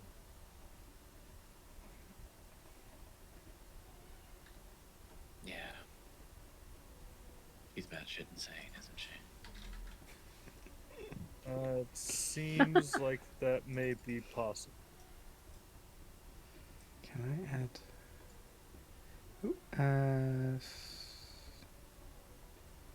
Just gonna attempt to do something to add the immersion. Actually, that's great. I was gonna put a sunset layer on, but then it's gonna like turn the internals also orange. Doesn't make sense. All right. So we're having a very cute moment on the grass there by Magrim and Nissa, with some big thoughts, and then we've got. Assuming Jasper's still just tagging along. Yeah, for sure. He's like not really getting involved in that. He's almost like letting you guys have that space. He's just being their emotional support. And yeah, he's with you, tagging along. Poor Lokar in the room with Ida, saying Yes. some curious words.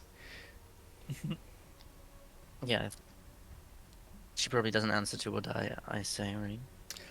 Correct. She didn't. She doesn't respond to you. She's like almost like she's got her knees up in front of her, like on the couch, and she's like looking at you. She's like semi-rocking on the couch, holding her knees, and yeah, she's just like looking at you. Wave my hand in front of her eyes. See if there's any reactions. No, she doesn't blink or react in a way that you would expect someone to react with, like being pissed off or like recoil from it. And she's like quietly humming to herself, like a off-key kind of tune. Sounds like a kid's tune. humming to herself.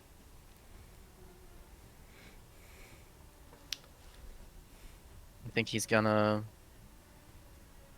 think about it for a moment. See that nobody else is around. And he's gonna like shuffle her shoulder a bit. See if she reacts to that. Oh, really? Mhm. Okay. It's quite an aggressive push, or is it just like a gentle sort of touch? I think it gets intenser if she doesn't react. Okay, so one push is a little bit. Two Uh-oh. push is like a little bit of a rock. Three push, we roll initiative. I think at the third push, me and Kar show up. Lokar, what are you doing? So at this point, like Lokar goes in for the third push. Ida catches your hand, and her neck snaps up towards you with her eyes burning at you. And she says, just as like the rest of the party around it says, "He thinks he's real. That's cute. Do you bleed in your dreams too?" I do. Can you hear me now? She looks to be aggressive to you, which is why we will do. I mean, Oh no, she's no. pissed. She's pissed. Sorry. We leave you alone for 5 minutes, and now we're in initiative with children. her What elementary did you skill- expect? I'm not good with kids. Oh god. Okay, this is gonna be very short, but she rolls a 16, so just add a turn here. She is exceptionally wiry and very acrobatic. She will catch your hand, as it makes sense with the initiative order, and she is going to essentially I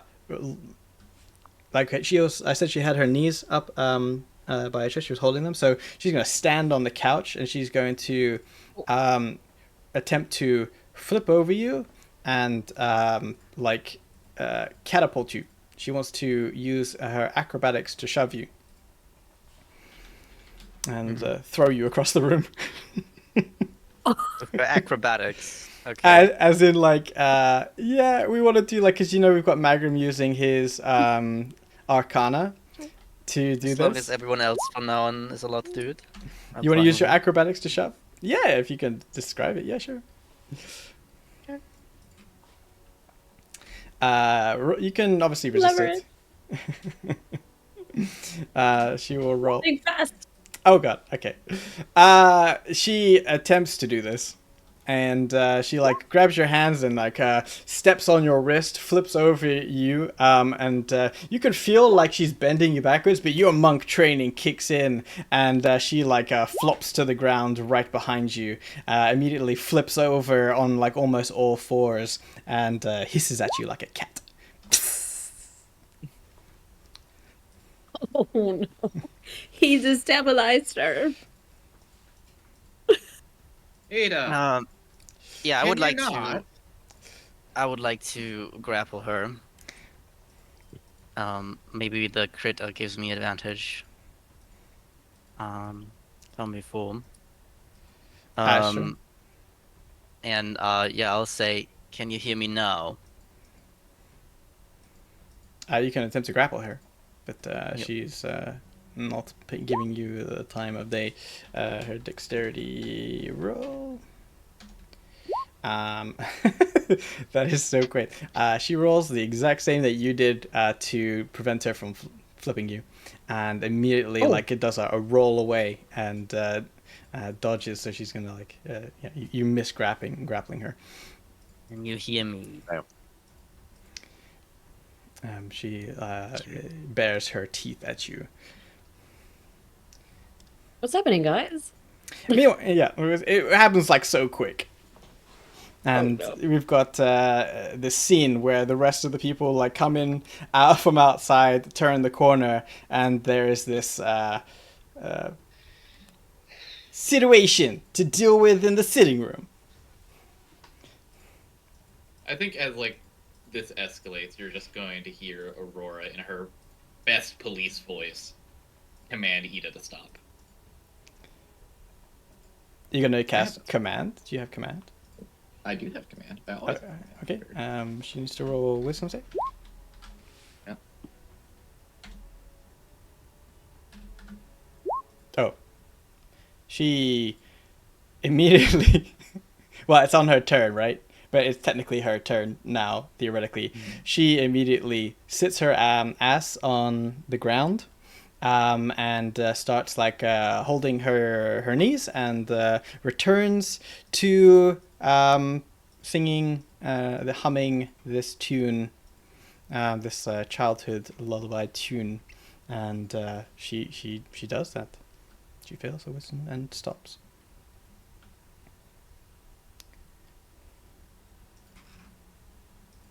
Lokal, you should never have kids. What? She's talking in What riddles. happened? She can't hear us. She's incredibly dangerous.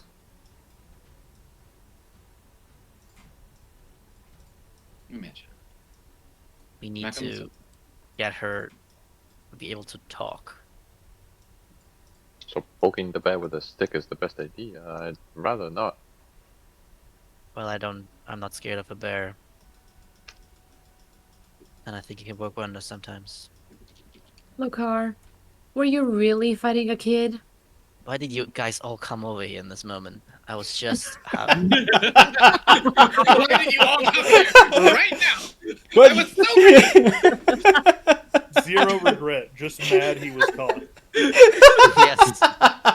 He was just looking around and no one was around, and then everyone is around. Oh my god. It's almost as. I'm sure she might be. She already was a lot more receptive. Not as she is right now, and he kind of like waves his hand across her eyes again.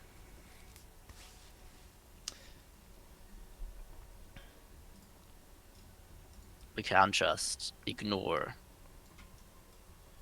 the danger she could be at like any place. Especially here, a bunch of people that can't necessarily defend themselves.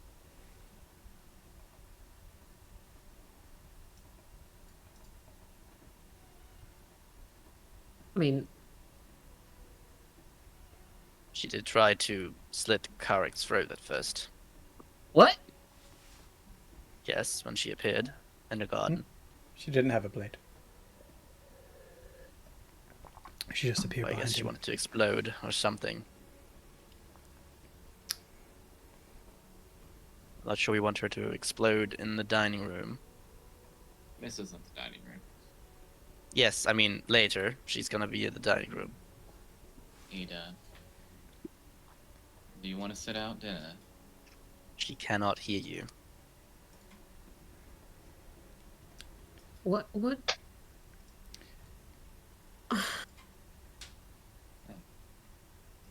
I don't want to be offensive, but what exactly happened to her? What's her That's why we need her to talk. condition? Yes. Well, clearly it was some sort of ritual for her to gain some power, which she survived, but her mind didn't. Now she's like this, able Yes, to Yeah, see and also things might. without explain them.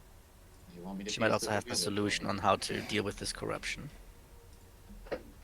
But And I with her remember- broken mind, I find that highly doubtful. We can find a way. Can The big I- tusser wanted her back, so Can I look her over for signs of corruption? Certainly. Medicine, please.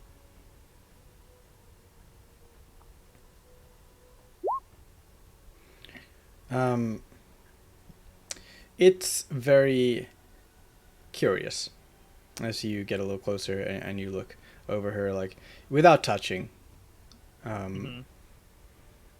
The extent of what has happened to Ida with the grafting, and what is like, now her skin in areas. It doesn't look like corruption on her skin. However, as you like look into her eyes, there's that one of her eye does have that sort of same sort of signs. Like if you look at like Nissa's kidney area, it has that sort of like blotches and stuff. That is in her eye. And how much has she changed from, like, the corruption has changed from the last time we met her in the butcher's place, in the mines?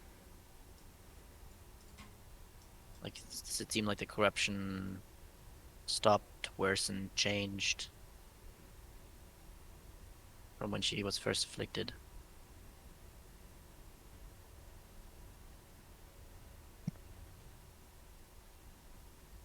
Oh, sorry, you're asking me? Sorry, I thought you Yes. were role playing. So when you first saw her, there were no signs. She was forced to drink the water just like Nissa was. When you managed to help her and the other two escape the mines, she was taken by Doreen. Relatively I thought I saw quickly. something, right? Like, I remember they saying, like, oh, there's something, like, so there must have been, like, something visible, like that, because they took her because she was special. Sure, there would have been like some like very early signs of something odd, but it would have been, you know, at the very beginning effects. So maybe they knew what to look out for, or maybe they saw something you don't know back then. But she was taken immediately to Gerst, even before you guys were taken back to Gerst.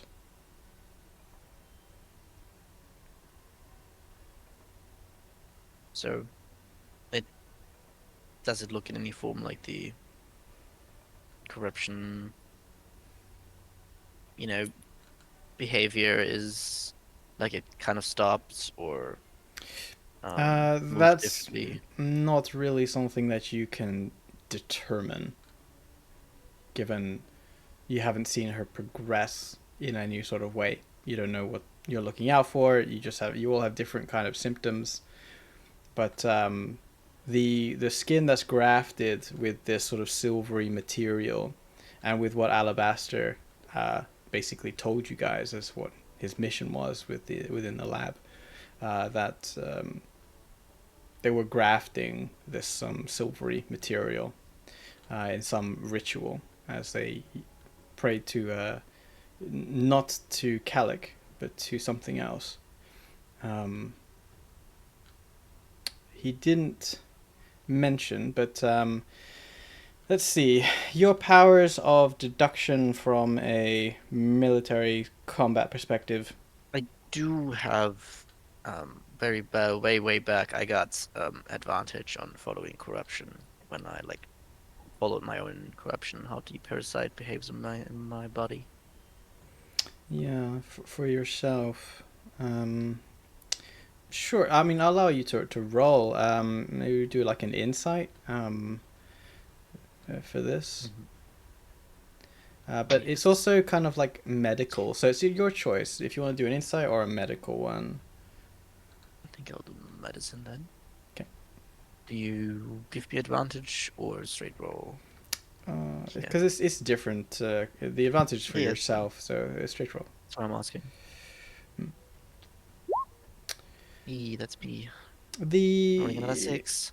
difference that you know is that you have seen like wartime doctors, like try and stem bleeding from like severed limbs and stuff like that. You've seen what's it called, combat medics performing very sort of quick things. And the thing that stands out to you, but not to any certain specific detail, is that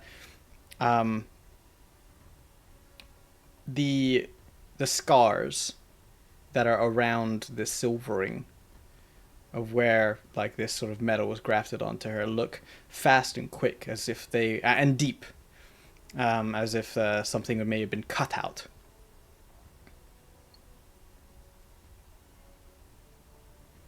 But that's as much as you get. So, what's the plan? We just keep her, hoping she doesn't freak out and explode everybody. Look, we don't have a choice on that. Think of the bigger picture. Tizian was there at the mine. Mahastra was tasked with recovering her. So either they're working together, or Tizian's whole plan to use my dad to take over the crown was not aligned with the White Cloaks. They want her for something. That something is related to the crown. Mahastra was an idiot and told her she was the only one that succeeded.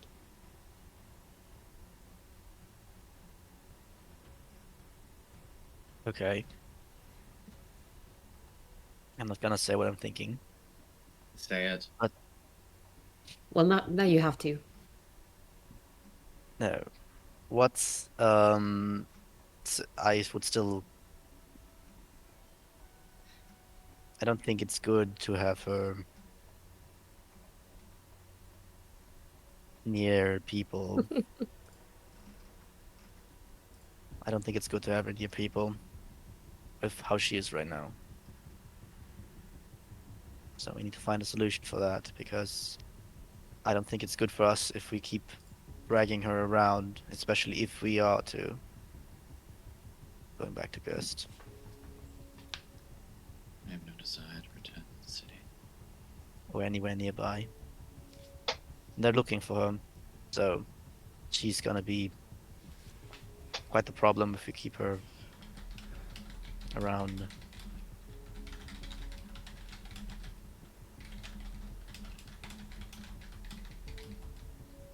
Well, her being at the estate was, to me, like a safe enough place. Who would take a look here out of all places, really? I mean, as long as she doesn't explode near the Baron, I suppose. I mean, people do visit Hargrave. Her existence would eventually get rumored out. Has Captain Mishastra ever visited the Baron? Do you know? He's Yes, the Minister of Defense. I once served him at a ball that we held here. A ball, you say? That's very rich people eat. Wow, Yeah. why are you surprised, Issa? Is he a good dancer? I You didn't can think so. tell the truth. I didn't. Probably think so. not. No. Oh, I knew it. He's a very good dancer. Come on, he's an Air Genasi. He moves like a flowing wind. He took God control damn it. of the entire thing. He made me spin in circles. It was ridiculous. God damn it! While this conversation Damn it! He's is gorgeous. happening, He's perfect. Yes. I hate him. I want to do one more check. I wanna Uh-huh. He do also an made me insight- give him wine all night. The really expensive shit. 1 second. Let's resolve this one at a time. Cart, what did you say? You want to do a check for? I wanted to do an insight check on Ida. Ah, Just what is her general vibe like right now? Like, nervous? She just chilling? What's she look? oh, is she chilling? Your passive insight's 13, so you're gonna have to roll. Yep. She is as oblivious to the thing that just happened with Lokar touching her to whatever she did, to just like she's vibing with her knees up on the couch, and she's just like rocking herself softly as she's like humming to herself. Okay.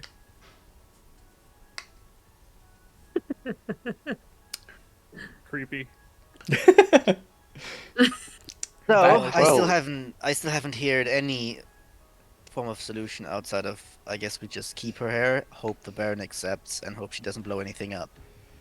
Is that correct? That's a perfectly good solution, if you ask me. Well, I'm asking the whole group, but I guess I I- now know your answer. I don't have any better ideas, honestly. Do you want to take it with us? That sounds dangerous for No. everybody involved. Mainly Any her. less, That- any less mainly dangerous than leaving her here? We cannot guarantee her security, integrity.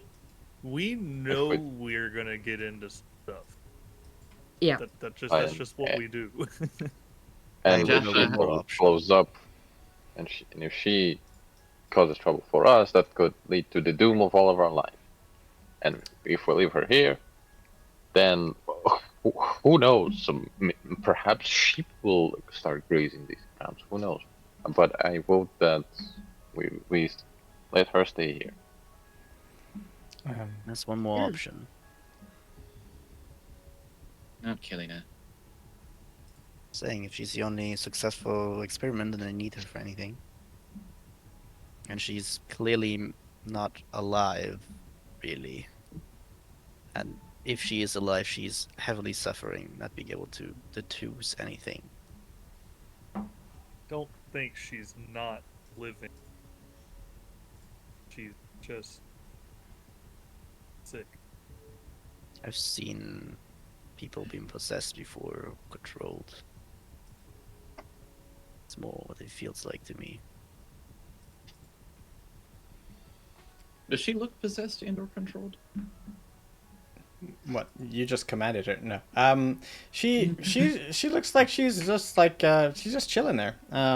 She obviously looks like she's been through some shit. And her mental faculties are dubious at the best. She doesn't look like she's in pain. She just isn't all there, like Lokar says. I was going to say that at this point, Frida comes back because of where she went, with Nico dripping wet. Like his hair is like sodden, like his clothes are slightly damp, as if he has just, come back from swimming. Like kids do, and Frida is reprimanding Nico, saying like, "How dare you just run off into there? You know you can't just jump into the." And she comes into view of what's going on in this room. She looks at Ida. She looks at Lokar. How should she know anything going on? No, she doesn't. It's She just a doesn't. placeholder. All she Yeah. did was ask you to look after her, but she doesn't know what's happened. Drops Nico's hand. Nico immediately scurries off, and Frida just rushes over to Ida and goes, "Ida, you okay? What's going on? What's going on?" She's fine, Mama. She just switched where she's sitting. That's all. She strokes Ida's hair. It's like, there. Everything's gonna be okay. What did Alabaster say when this happened? No, she's fine. She's fine.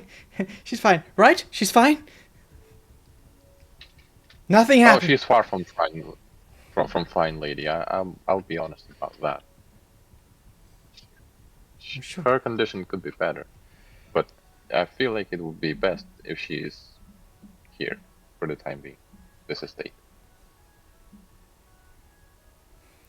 I'm sure the Baron will hear me out if that's the case. But she's delicate. She says things. She doesn't mean to say things.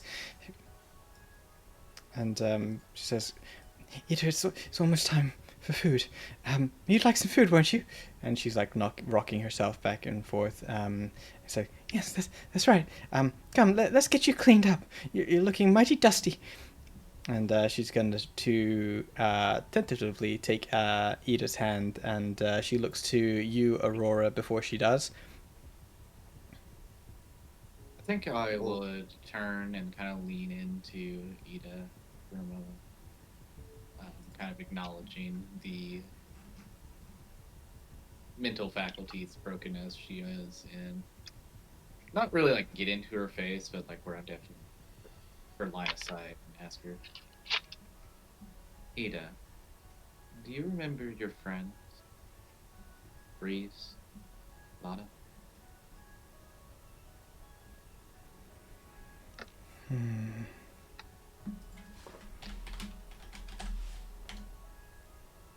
They wanted me to help you. They cared for you deeply. She You wanna help them? she allows Frida to take her hand, and as she steps off the couch, she's going to look to you, Aurora, and she's just going to, like, not really looking at you like eye to eye, more like looking away past you.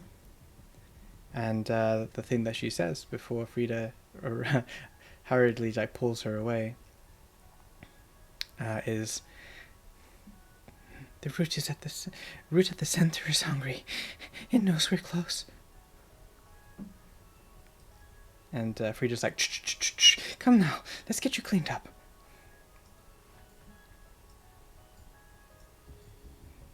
And she's going to take her away. Nico immediately breaks the tension by jumping into the scene and says, "I'm soaking!"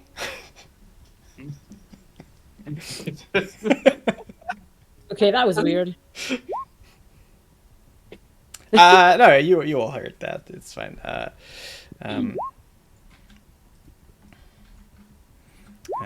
Indeed. And then he's like, hee hee hee, and he's gonna run off into the manor. He has plop, plop, plop, plop, plop, plop, plop, plop. Nico, get ready for dinner. You're not dead. I will beat you. You're not the boss of me. And I'm the problem with kids. I've had enough. Okay. Lockhart is like, for them kids. I just a little bit of pushing. That's all I did. In the right direction. You all heard Also what she said, suggested right? She is there, but she's terrified. She said something about a root. The root of what? Of the corruption? Maybe like these vibes. Most likely. Well, that's It wants more, like an infection. It's not the fault of the infection that it, festers in its wound, but it'll keep consuming. That's its nature. What little Ali has been able to get out, it really makes it seem that there's something deeper in the lines. Something past where we killed the butcher. I have been dreading this question, but do you guys think we will have to come back to the mines? If we want answers on how to solve the corruption, the only two things that I can think of are that mage that helped kill Alec and heading back to that Sethit. Well, they Yeah. told us that there is some sort of saving of this corruption. Yeah, the mage, Arurian, whatever her name was.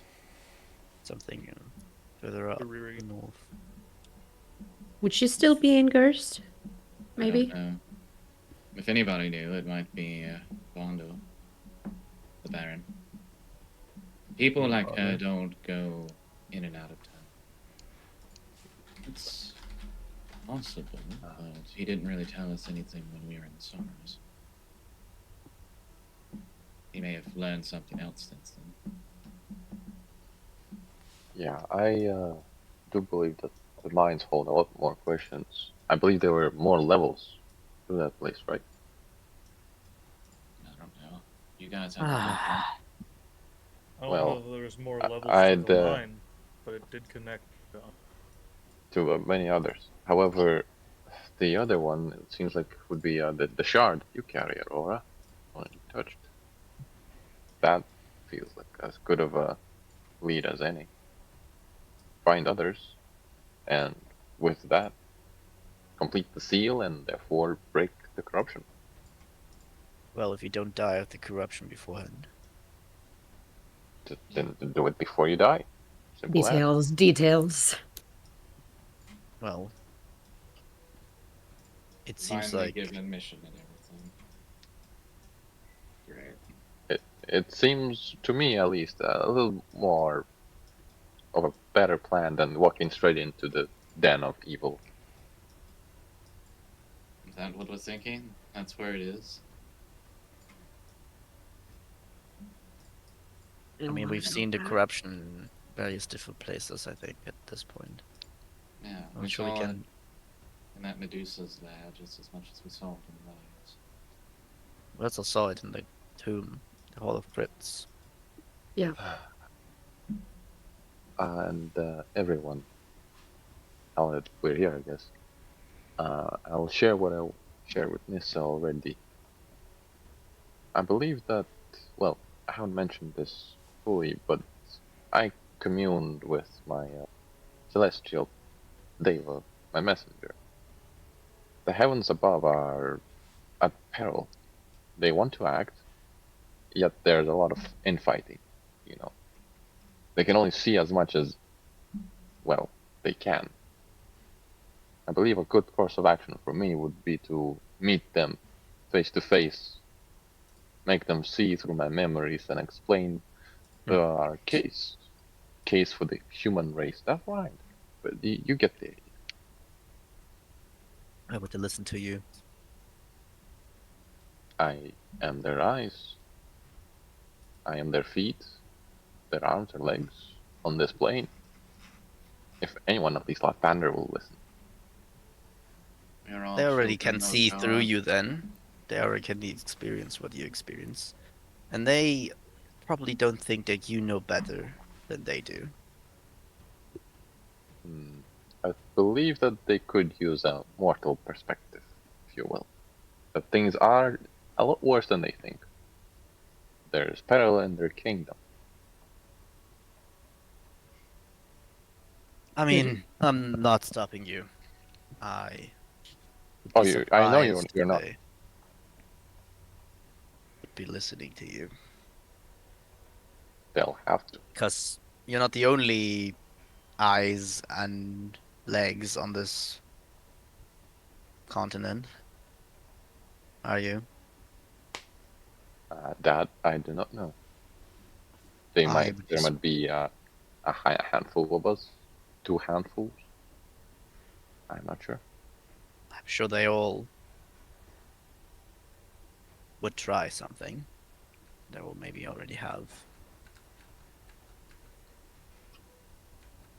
Well, I suppose I'll get to find that out. I intend to speak to the Baron to use his spell room to banish myself tomorrow at dawn. Wait. Are you sure you can Okay. come back? I'll make an anchor, planar binding, if you will, to this exact place, and when I'm done, I will seek you out. After all, I made a spell that can travel through planes to communicate with all of you. I have thought about this for quite some time. But you said you cannot guarantee that you will come back the same that you left. Correct. As they will probe my memories, I might not be the same Magrim when I return.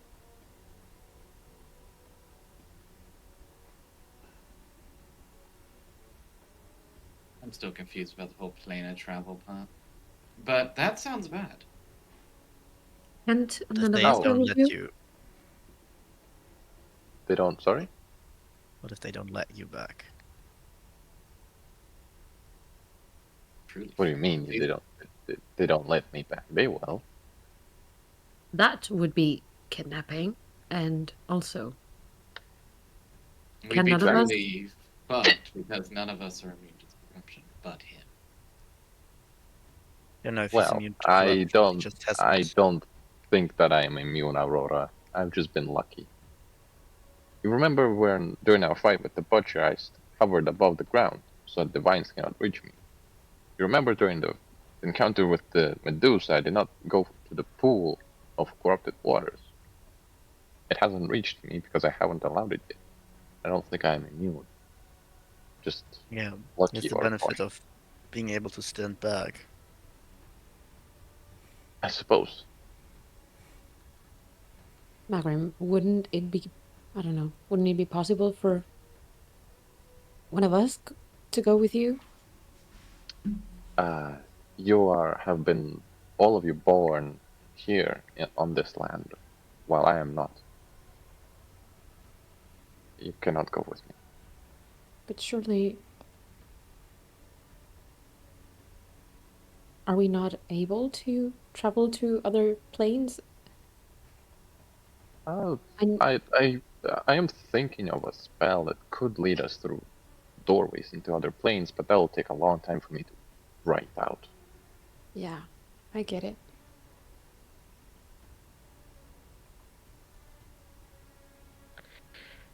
Well, I mean, it's your choice. But you probably have to wait until after dinner because the Baron and everyone else seems to be doing stuff. Gong. There we as, this gong rings out and echoes through the manor, you hear an opening of two doors and the sound of Baron Venus Tango. Ah, it is time for dinner. Best time of the day. Please, where are my guests? Where are my guests? Ah, there you all are. Welcome once more. But now it is time to fill your bellies. I have asked the kitchen to prepare something special here for you, Aurora. And I don't see Miss. No matter, one of the girls will find her. Please, would you join me all in the dining room? Please, follow me this way. And he does like a pirouette, and his cloak sort of billows behind him, and he struts southward. The very picture of carelessness. Without a single care in the world. Well, he very much cares about something. Misa? Cares that you. His Full looks? His performance. cloak? His money. His fabulousness? His money. Yeah, his money. Oh, right. Yeah.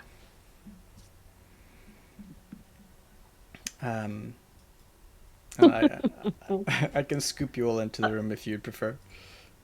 Yes, please. Okay. I'm quicker. But I like walking one tile at a time. Okay, walk one tile at a time. It's in character with the turtle. It's a turtle. I'll get there when I'll get there. Where am I with this? Okay, there we go. Cool. Share space is good.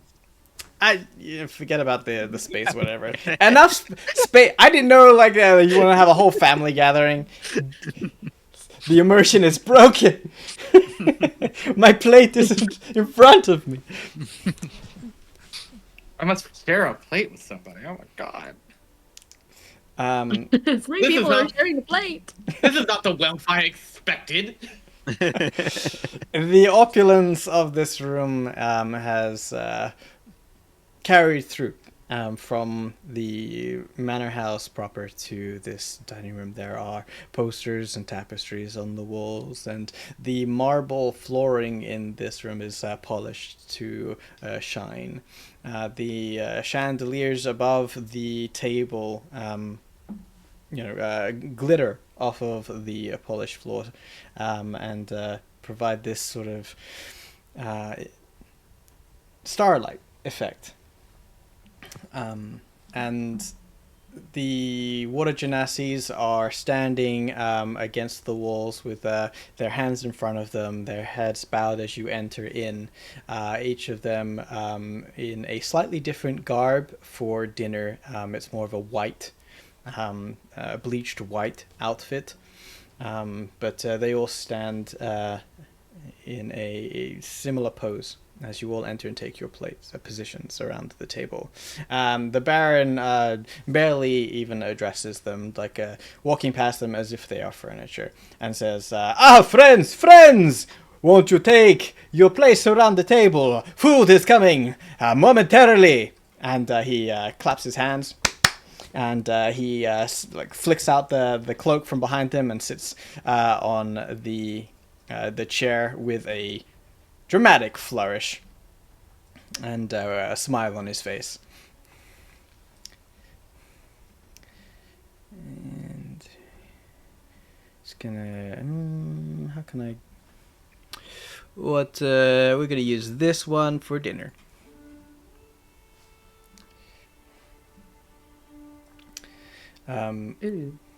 Magnificent as always, my lord. But of course, what else would you expect from Hagrave Estate? Granted, the food may not be up to its usual lavishness, but he was not aware of you coming, so we made do with what we had in the stores. Nevertheless, and he claps his hands once more, and the water genasi all file out in a practice procession before coming back into the room carrying individual plates. The first thing that gets put in front of you is this small silver bowl with this sort of reddish, deep red, chilled sorbet. It's in this. Did I say silver? It's an obsidian glass, and above the amount of chilled berry sorbet is a this sort of slightly floating mint-smelling petal, and puts it all in front of you. To new friends, as he lifts his wine glass. I hope I get the chance to meet and learn all about your stories. I'm a busy man, but when it's time to entertain at Hargrave, entertainment is what you get. Indeed, 5 forks, spoons, knives, it's all over the table. The water genasi individually, for those of you who don't, I imagine Aurora, Frida already do, grab the napkin from the table in front of you and just like whip it out to the side and flip it onto your lap. You hear immediately, without standing to ceremony, the clattering of a spoon to obsidian with Nico just like nom nom nom nom nom nom.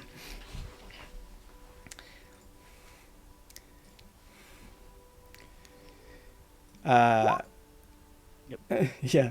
So Look, You're really.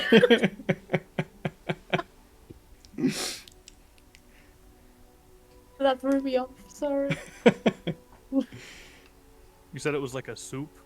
It's a sorbet. So it's an aperitif. It's an iced sunberry elixir, as the water genasi each like whisper to you coming in from the right hand side. Iced sunberry elixir, and it's this kind of like a sweet smelling palate cleanser.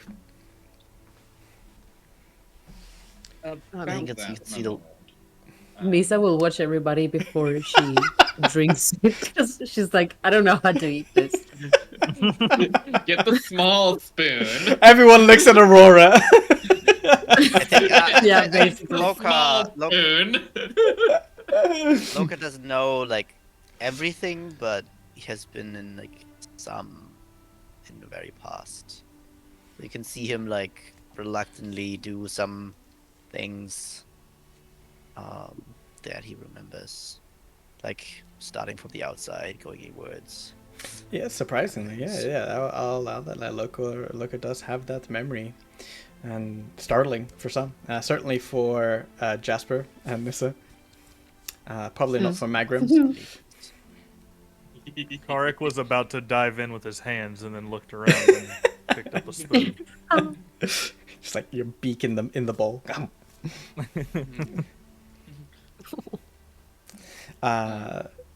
Go ahead. So, about that, my lord, my father actually informed us to come here due to the events in the city. I'm afraid that he may have not been able to send word ahead of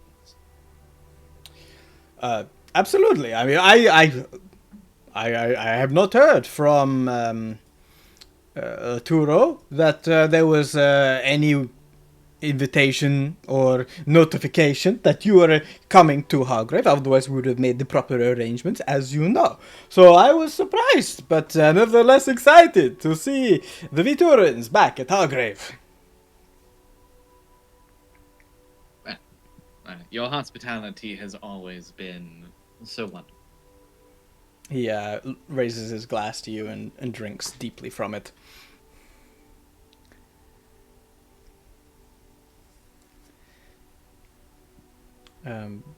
So as dinner continues,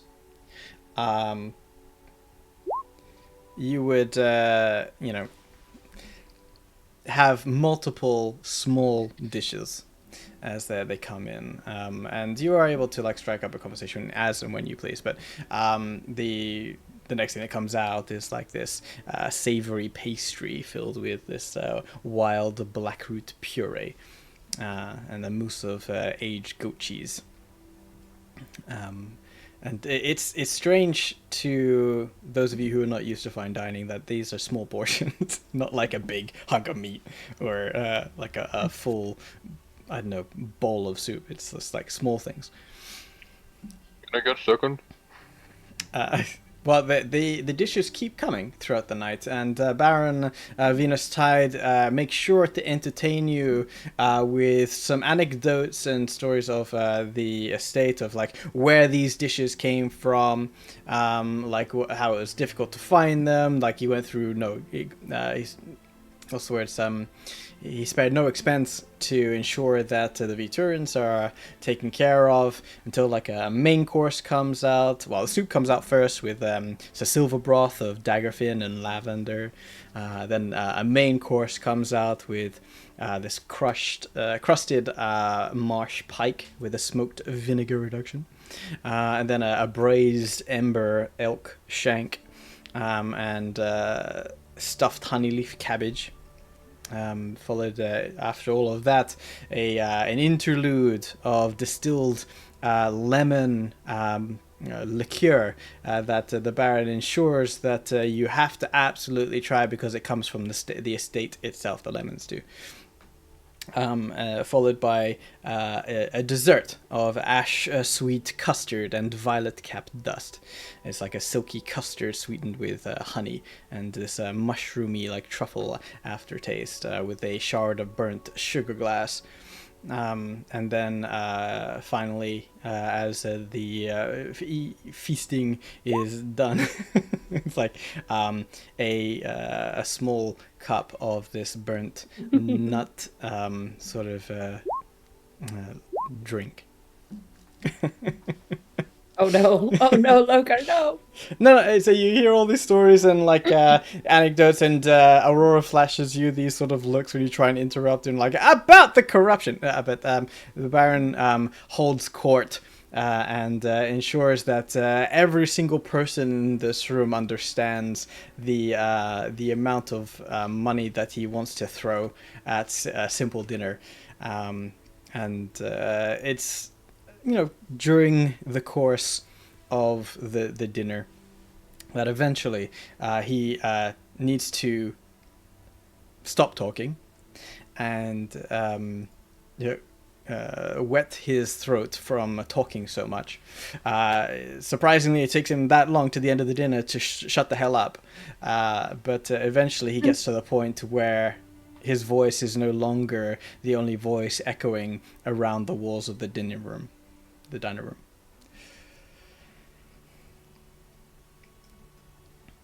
Luca takes a breath of relief that he tries to hold immediately.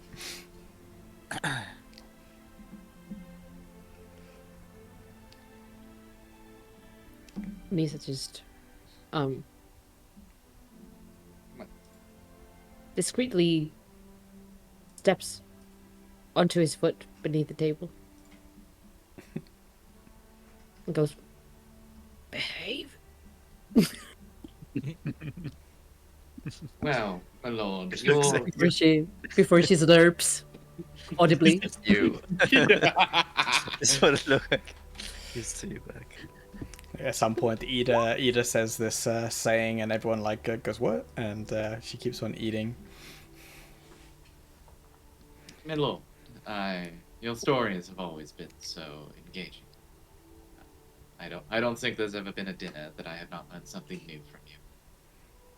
I don't believe I've taken the opportunity to introduce my companions to you. I have quite the story for us. One a little bit more unrefined and desperate, but nevertheless engaging. Of course. Forgive me, I was under the impression that we were all friends already. After all, you brought them to the Hargrave estate, and my house, of course, is your house. But please, if you would be so kind, I would love to hear the names of your charming friends. Of course. The wizard here, his name is Magrum. The tiefling is Nisa. The stoneborn is Lokar, and the total is Kark, and this is Jasper, one of Nisa's closest friends. He gives Venus Tide a wink. Pleasure to meet you all, and he raises his goblet once more. But one of the water genasi immediately runs over, fills it again, and says, "Welcome. I hope you enjoy your stay at the estate."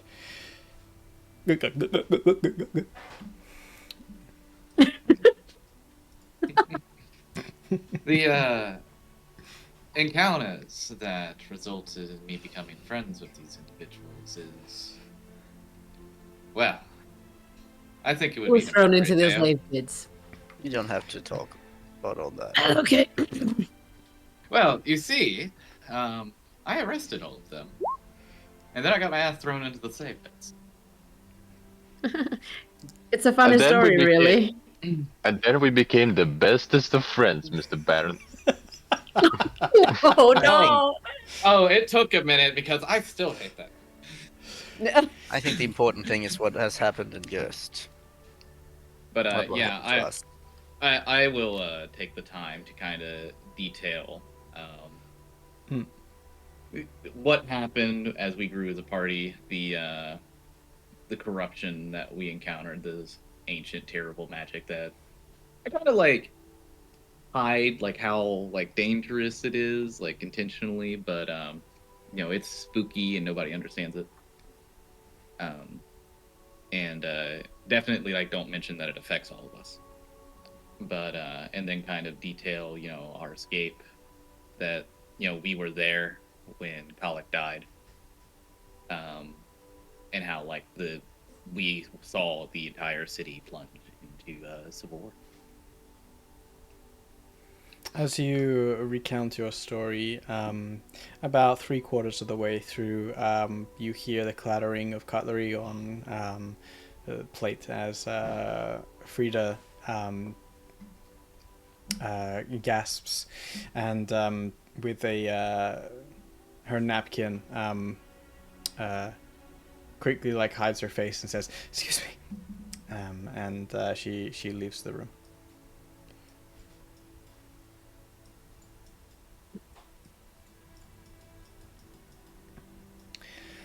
Baron Venustide says, "Well, my dear Aurora, I had obviously seen the smoke, and I have heard certain things from other noble families. It happened all so fast, but it is a grave turn of events, certainly for both the city and for you and your friends. I am shocked to hear of such endeavors. But I'm equally glad that you are here at Hagrav, and you can stay here for as long as you need, gathering as much rest and, healing from your wounds as you need." So, about the rest and the healing, sir, I wanted to see if, you have a spell room that I could use. You see, this corruption and its magics are quite, dangerous, and there are some people I'd like to visit. And for that, I would require the use of your, research room, spell room, whatever you call it. He takes a look at you and says, while he points at you whilst holding his goblet, and he's like, the goblet's shaking a little bit. He's not super drunk, but you can see that he's starting to take the effects, but not, he's slightly, minorly intoxicated. And he points at you and goes, "You, Magrim, you're someone who has the eye of intelligence. I can tell that about you. You are quite smart. I can feel it. Are you not?" Your observation would be correct. He slams his hand on the table, making all of the cutlery and glasses jump. He goes, "Ha! I know it! Well, it just so happens I have been dabbling a little bit myself." And he brushes his mustache away, and he seems to sit up a little bit straighter as he's once again about to delve into another one of his stories. Which goes on for a few minutes about how he has taken an interest outside of the walls of Gerst, that there are things in this world that are not really available, and that is what caught his attention. Having things that are impossible to own or find, especially where you are, is certainly caught his eye for a collection. He says, "No, I don't know exactly one thing from another. I've read a few of the books and still struggling with some of the text, so maybe with someone like yourself, we could have a quick look around the library. Maybe you find something you see and you can help me learn something too. What do you say? After dinner, we all go to the library." There is a private matter that I would like to perform in the evening. However, if we do it right after dinner, it would be my pleasure, sir. Fair. Okay, well, I mean, if you and I want to have a quiet conversation after the library, be my guest. Like I said, a friend of the Vitorins. Ha! Friend of Hagrav Estate and Baron Venustide. Jasper says, "I like him. He's more full of himself than me." Jasper! Baron Venustide. Sorry, he's drained. I'm sorry. My lord, my deepest apologies. Jasper, you're coming with me. Okay. Grab. Go ahead. What is Baron, what is your He's grounded. take on these things? Where do you take place? after all that happened. He looks at you a little Alec quizzically. died. Tithian taking over. Oh, No more slaves. see, this is new information that only recently came across my desk. No, Kalek meeting his end. I mean, to be fair, I didn't particularly enjoy his approach, but you know, he left the nobles to be doing what they need to do. You see, the figurehead of Gerst isn't exactly someone who influences the noble houses. In fact, in most cases, it's the other way around. There are times when Kalek and even some of the head Templars would come to Hargrave Estate for matters of business and negotiation. After all, they need coin for things, and the nobles have the coin. The fact that he is no longer there, it's only a matter of time before someone else is. But ultimately, it doesn't really matter who is sitting in the Golden Tower when the nobles... Just important.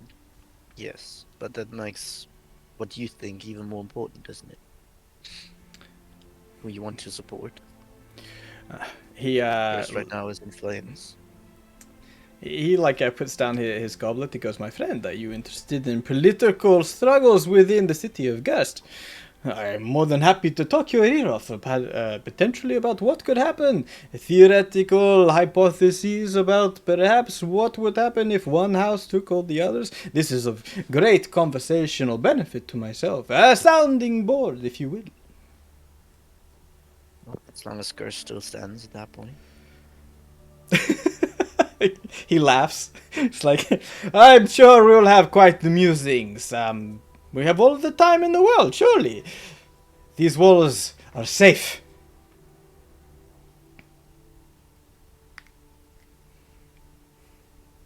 He just nods to that.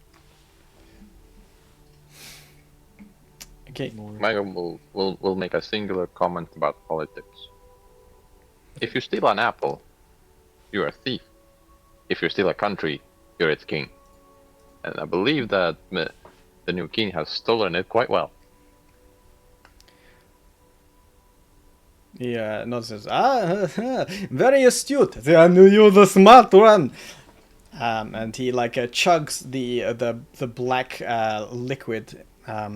It's kind of like a nut coffee. And says, with another resounding slam on the table, says, "Come, let us to the library." And he gestures to the water genasi. Be sure the young Master Nico has his fill. And that one, maybe called Frida? I don't know.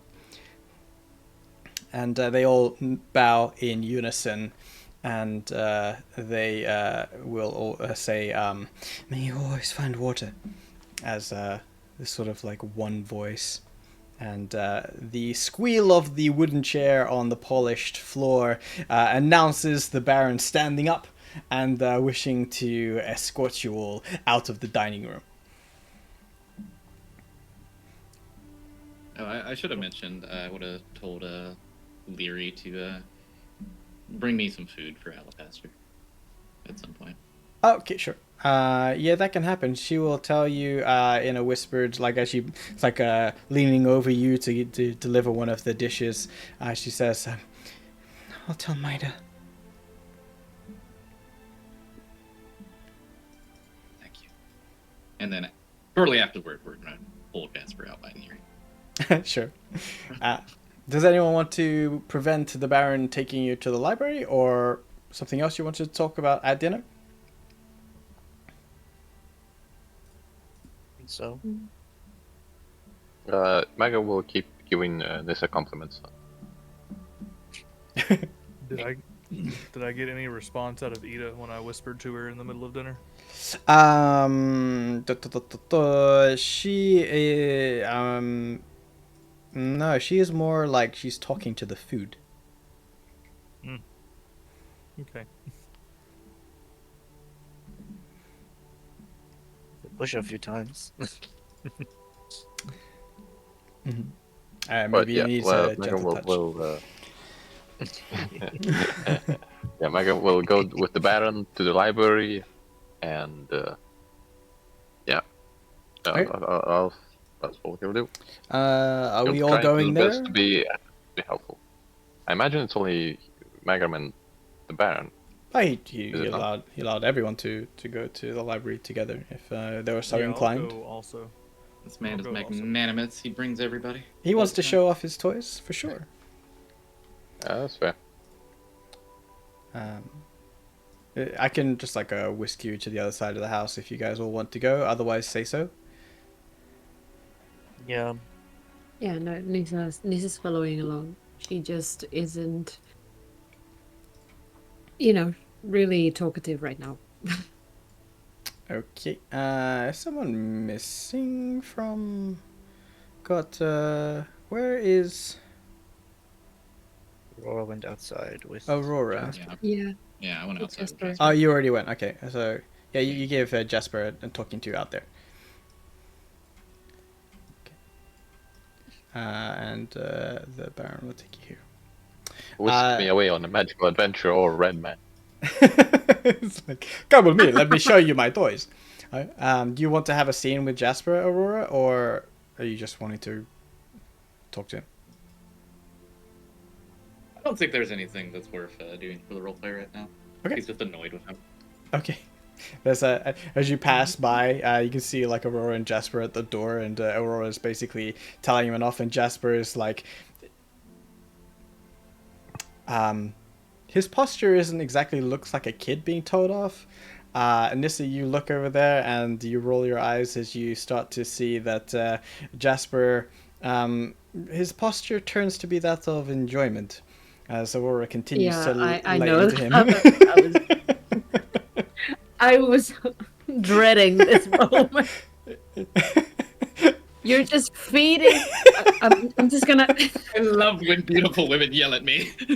Yeah, I'm just gonna. I've been a I'm bad just gonna boy. yell back at Aurora. You're just feeding into his weird kinks.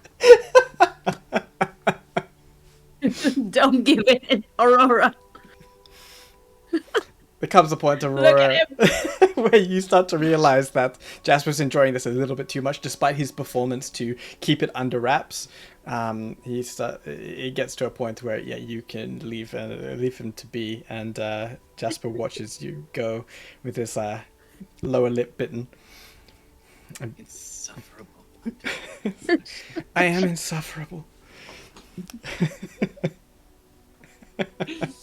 The Baron takes from his belt a clangle of keys, and he has 4 locks that undo this door. It's a 4 different keys, 4 different locks, and then the final lock that opens. He looks to you all rather than looking at the door as he does the last one, and he makes a stupid gesture with his face as if like, oh yes, I've just unlocked this door for you. Look at me go. And he's going to open it and say, come, this is my curious collection. And he gestures you all in to this sanctum. In the middle of this room, very obvious, is a not glowing, but more like a glittering chalk that has been inscribed on the floor. Magrim, the first thing you notice is that just purely based. Teleportation circle. No, the first thing you notice is that whatever is damn. scribbled on this floor had all of the actual intention of doing something magical, but it's absolute gibberish. It's absolute, like, it makes no sense. Like he's followed some sort of book that he completely didn't understand. But it looks to you on first glance, it's a teleportation circle. Wait, no. Wait a minute. This is bullshit. Wait. This isn't teleportation circle. This is a circle of tomfoolery. Well, this is what I was hoping to get your attention, and maybe we can work on this together if you're going to be here for a while. Oh. Okay. Baron, have you ever... Well, sorry, sir. Can I call you Gustav? Since we're now lab partners. He looks to you and says, Baron will be good enough for me. Oh, okay, sir. Well, did you happen to have a spellbook? A spellbook? Well, not per se. I mean, I personally do not carry a spellbook around with me. But please, and he gestures to the bookshelves that line the eastern wall of this. Oh, just realized the stream can't see it. Line the eastern wall. And there are actually quite a lot of books here. And they are actually categorized. Like he's taken painstakingly taken the time to understand, or at least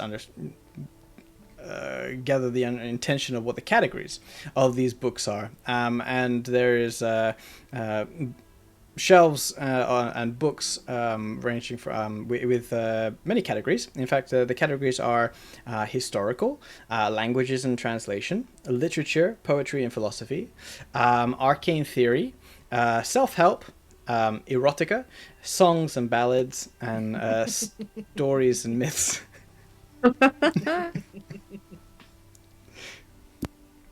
Magnum beelines it for arcane theory. Sure. Anyone else? Tarek goes straight to his. Straight. Okay. Yeah. Nisa goes for the erotica. Because why?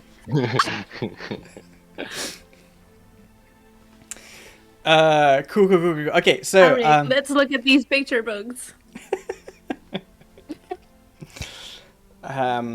sure. Three. Aurora, are you coming? Where are you? I think after being frustrated with Jasper, she's probably just gonna go walk the grounds. So. Are you gonna walk the grounds? Okay. You're not gonna join them. Okay.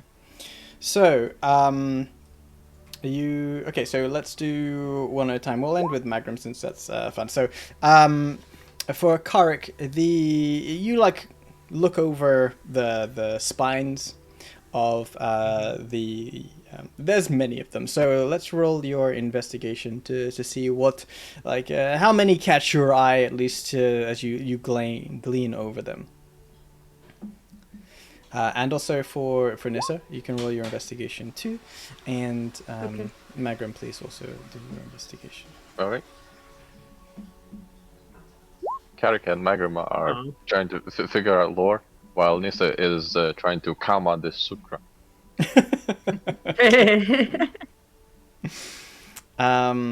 Okay, let's do Nissa first because it's I guess fun. Great to roll there, Magram.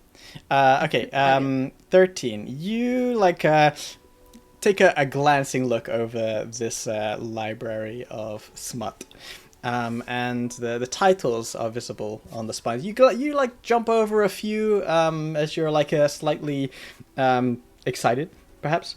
And there are, let's say, there are a few here. One's called Breathless in the Briar. One's called Chains of Gold, Veins of Ice. One's called Letters Between a Queen and Her Warlock. One's called Midnight in the Vault of the Sisters. One's called My Lover Was a Mimic. One was called the Archface Tentacle board. the Archface Favorite. 13. The Ninth Star's Whisper and Where They Went. The Obsidian Bride, a romance from the Elemental Courts. Touched by a Tiefling, Love in the Lower Planes. And Velvet and Vine, an affair amongst the Dryads. I love that you had all of those prepared. There is so much. But yeah, my lover is a mimic. Yeah.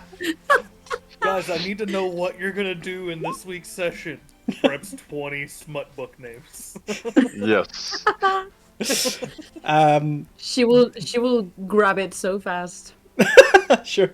It's a mimic itself. No, I'm just kidding. You open it up. I haven't written the whole book, but you have an excerpt from like this book. Oh, And yes. You look Damn. into it. We can't sit here. We've got a lot to get through, you guys. haven't wrote all the books. I've written up like a small excerpt as DM. you open up the book and you like try and figure out what this is about, and your eyes land on a paragraph, a sentence or two. It says, "It started with a suspiciously plush ottoman. Now I find myself wary of every chest, stool, and wardrobe, because once you've been kissed by a mimic, furniture just isn't the same. God's help me, I miss the tongues." Oh, God. Nice. The spell Nice. tongues, obviously. She. Oh my god. So Nissa. I think she will. She will close the book, turn to the Baron, and go, "Oh, Baron, my lord. I'll be in my bunk. I don't know." Hey, I borrow this. Yeah. Could I borrow this book and return it to you tomorrow Please, or some other? be my guest. Those are I haven't actually gone through myself fully, but they are from lands far away. They are all bound to these grounds, though, so be sure to not leave with it. Otherwise, some things might not go your way, so to speak. Oh, how do you mean? Well, I like my things, my dear Nissa. I like them so much that I employed a certain arcanist to ensure that everything on these grounds stays on my grounds. You see, I don't like people Oh. taking my things. So, please, it's better for all involved if you don't leave the grounds with something that belongs to the Baron.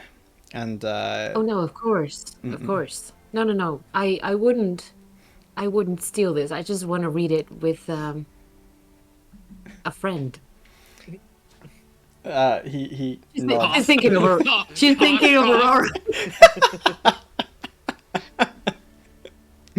Nice. Cool. Going to Kark. Kark, you're looking at the historical side of things, so you get. Oh shit! Actually, this is slightly interesting here. What do you mean slightly interesting? This is More or already less interesting. interesting than the smut. Sorry. Okay, so the historical books here, for you, they're just books. You're not from Gerst. You don't know much about like what the strict rules are within the walls of Gerst. You just visited there, became a slave, and now you're out. Okay. The fact that these books exist is oblivious to you about their intention, about why they're here or how they could be here.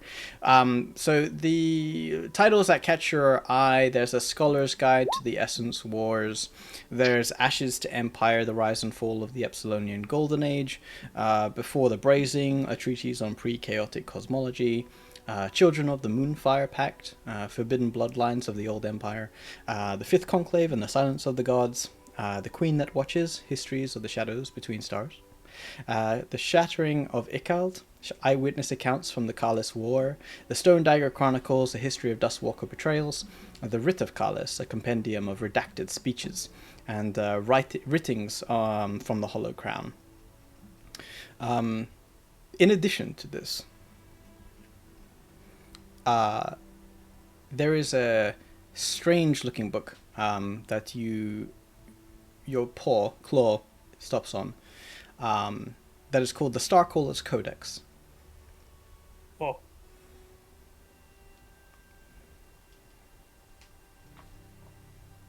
Take that one and the other one that had the word stars in it, and there's one that said cosmology. Before the Brazing, a treatise on pre-chaotic cosmology. The other one with stars in it. Stars. Something shadows of stars. Or something. Oh right, the histories. The Queen That Watches, Histories of the Shadow Between Stars. Yes. Sure. Mhm. That one's a lengthy one. I take those 3. Okay, cool. You pull them off the shelf. Magrim, you looked at Arcana stuff, Yes. and you're looking for spellbooks. Anything spells that is not theory, I guess. 21 is a solid roll. What's 9 plus 10? 21? So, for you, there is a book entitled Starglass and Songfire, Lost Cantrips of the Fey Rebellion. The Book of Lichbirth, the unabridged translation. The 13th Sister, Apocrypha from the Valley of Roots. The Book of the Moon-Tethered Mind. And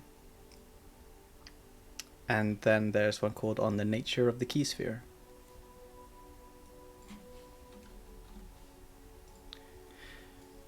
There are, as you sort through these books, there is also bindings, like a folder binder containing scrolls. Well, can he open it? See what scrolls are inside? You certainly can, sir. Roll me an Arcana, as they're written in arcane script.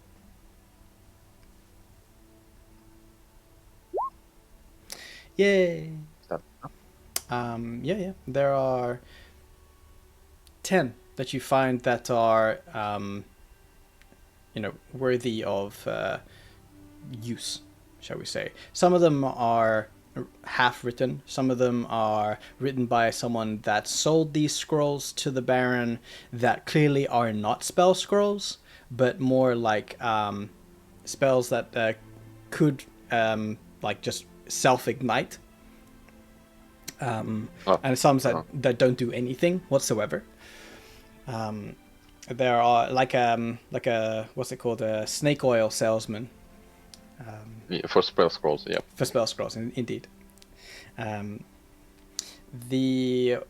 is a scroll of counterspell, a scroll of Wall of Thorns. There is a scroll of divination, a scroll of Misty Step, a scroll of detect thoughts, a scroll of mirror image, scroll of levitate, a scroll of fireball, Hey. a scroll of banishment, scroll of fly.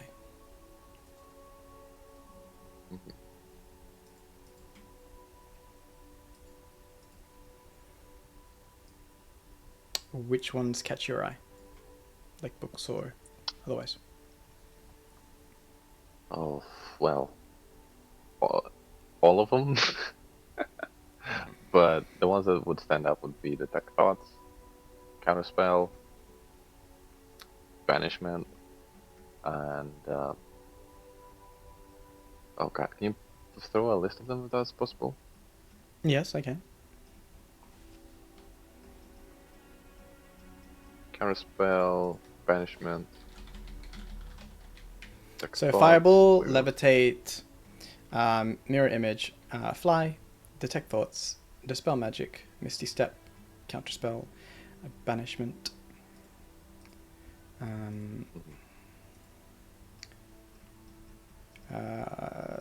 wall of thorns. Wall of Thorns, yeah.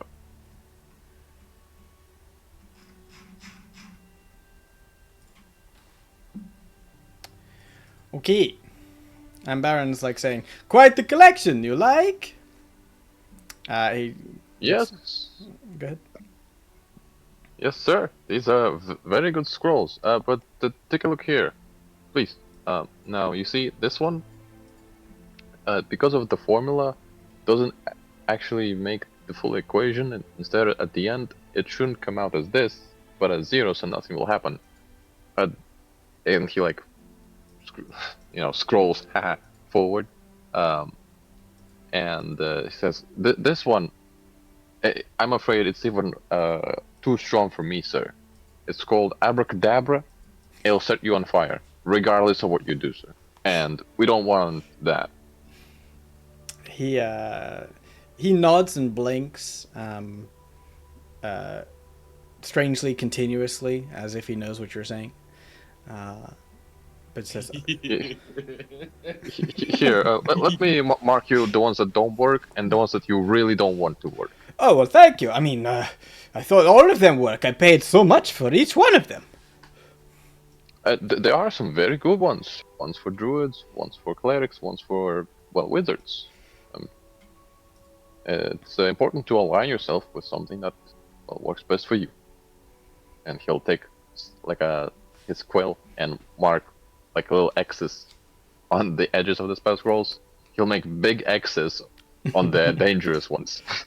As he like do them, like make a big X, he like gasps. He's like, "It costs so much." No, please, this one, it must be worth something. It's not useless, right? You can pass it off to someone who doesn't know much of anything about spell formulas. It'll be a great mantelpiece. As you can tell, it's very beautiful, but not castable. Very good. Oh, and he like puts his hand to his forehead. He goes, I've needed someone like you in these wars for such a long time. Maybe we can go through this entire collection whilst you're here." Oh, yes. Sorry about that. Tomorrow I'll be using this room to transport myself. And when I return, then we can, I can fulfill that purpose, sir. So soon? But So soon? You just got here. Surely you can wait 1 or 2 days, no? It's, no, sir. Unfortunately. The people that I need to contact they need to know of this corruption. And what was happening there. Thank you. And look at this one. This, I can actually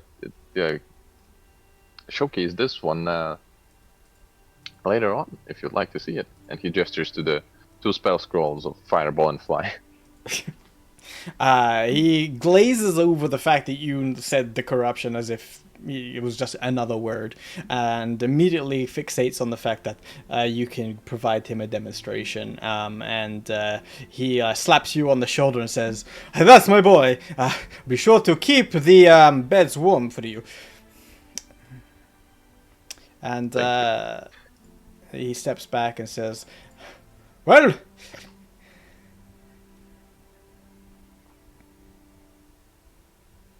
and he looks to all of y'all. Just gonna do a quick Aurora check. Where is Aurora? Oh, you're over there. Of course you are. You're playing with the doggos. Sure. It's getting fairly later in the night as you've had dinner and such, and you see Puds and Takra feeding the dogs. They are, messedly chewing and barking as the 2 that you know sort of go about their duties. And as you approach the kennels, Puds surprisingly looks at you and goes, "Hey, Aurora? Is that you?" Yeah, I hope the mama doesn't turn you off yet. How you doing, Puds? "We didn't expect you." Where are my manners? May you find waters this evening." That's fine. I wanted to. I'm... Kind of reaches over the fence, gives him like a half hug or something. Sure. He like pats you and says, "You're skinnier than last I saw you." I have definitely lost some weight. 10 pounds probably in the past couple of months. I'm sure the Baron will fill you up. How long are you staying this time? I don't know. I imagine at least a couple of days. We're trying to figure out what we want to do. My companions and I, we've stumbled into some real shit. It wouldn't be like you if it wasn't that same old story of stumbling into some shit or another.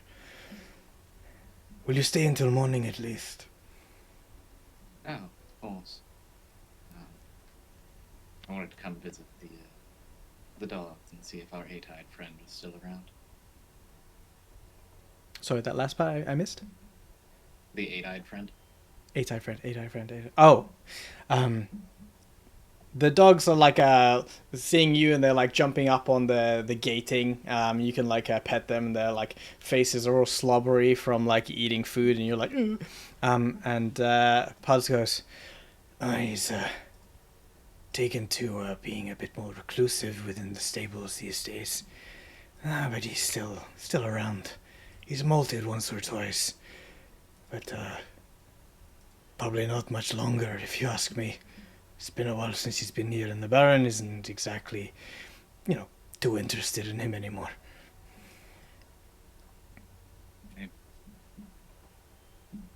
He's in the stables then, yeah. Stables.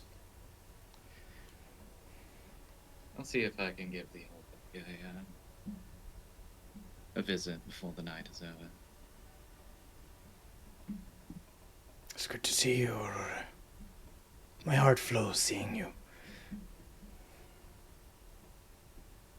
My heart flows being here, and good to see you, and I hope Takra isn't giving you too much issue. He looks away and nods and says, "We'll speak tomorrow. Let me deal with what I've got to do with, otherwise the Baron's not going to be none-pleased. And when he's not pleased, things don't go well, especially for us wearing the cuffs." Of course. I will likely be awake.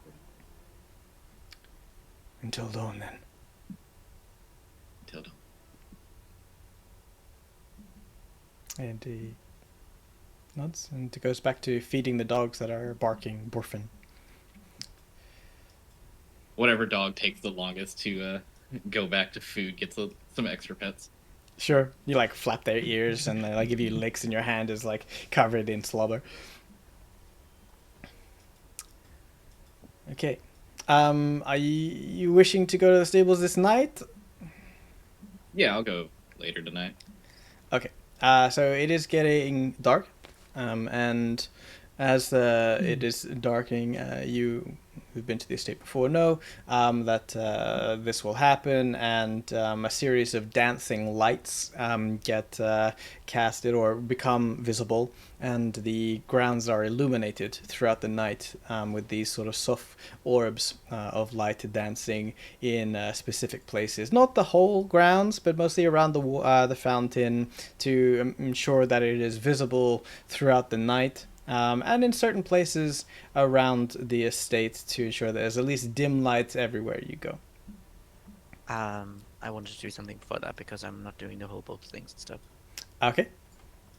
I finally want to attune to my cloak since there are now finally natural shadows around us. Yeah, okay. It's very, very important work here. Look, I mean, there's going to be shadows from like where you go to rest. That's no problem. You can find the time. Well, to it's do very that. specific. It has to be when dusk begins to set. I have to be in the shadow, and then when the sun dips below the sky, I have to be in the deepest shadow I can find. So. The Veil of the Umbral Gate, Nespa? Yeah, Right. and he is looking for that. As he notices it's starting to.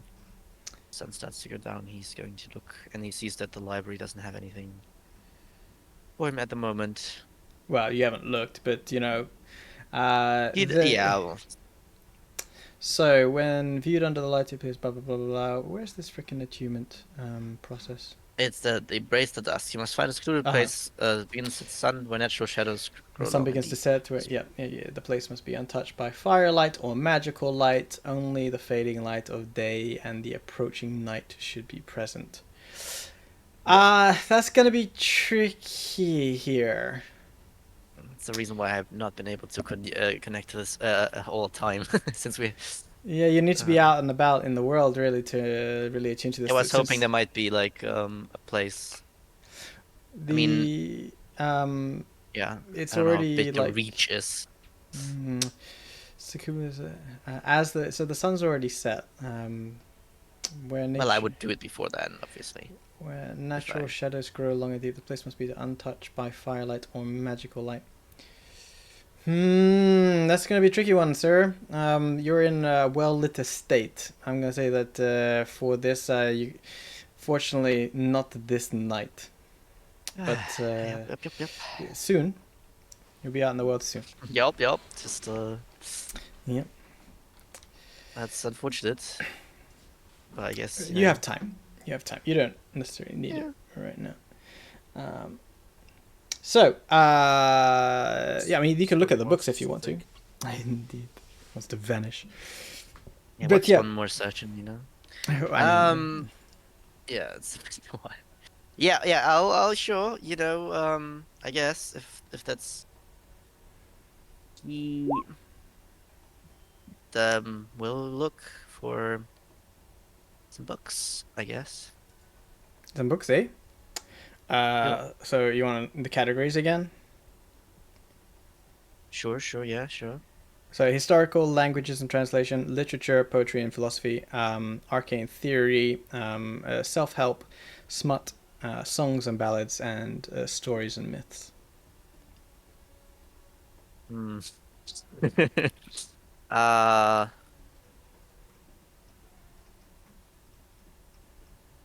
I don't think he's actually gonna look for anything in these categories. No? No. You want to do like a general look over, or like? I mean, maybe he looks for history. Mm-hmm. If I see him looking in the history, I'm just gonna hand him one of the other ones that I picked up, not the Starcaller one, but the other two. And be like, you could look at this one if you want. I'm gonna look at this one first. Sure, that could happen. You get given the Before the Brazing, a treatise on pre-chaotic cosmology. Oh. And he looks at a card. Exciting. Thinking about something a little bit more up to date. Smut. No. Um, History that's more up to date. More recent history. Okay. So there are a couple of instances with like the Shattering of Ikald, the Writ of Kalis. It depends on like how recent that you want.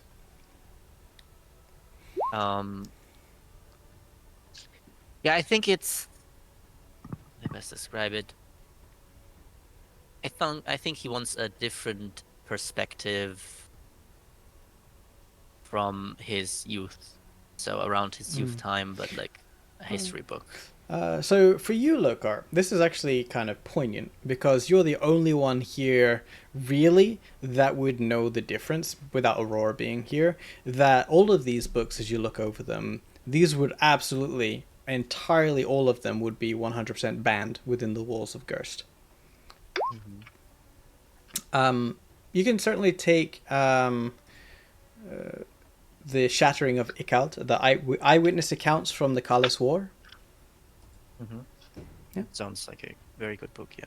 That's definitely something he would take. Give back the book to Karik. Like, you take this cosmology bullshit. I'm Yeah. not paying attention. I'm reading the Starcaller book. Sure, but we're gonna have to speed things up. Time ticks, guys. I've got lots to do.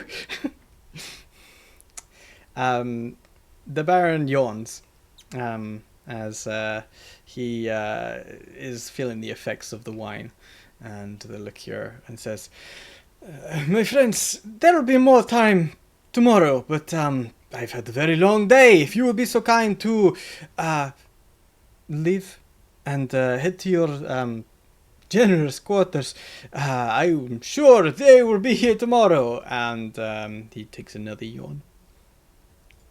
Can we take the books to our quarters with us? As long as they stay within the grounds and they are unharmed, treat them nicely. They are worth a pretty penny. Don't worry. Thank I will take care of this book. The pages come back sticky. No! Okay. Give precipitation for that. To explain to Mag how we need to clean the book, why we need to clean the book. Yeah, no, Gross. yeah. He'll understand why. It's okay.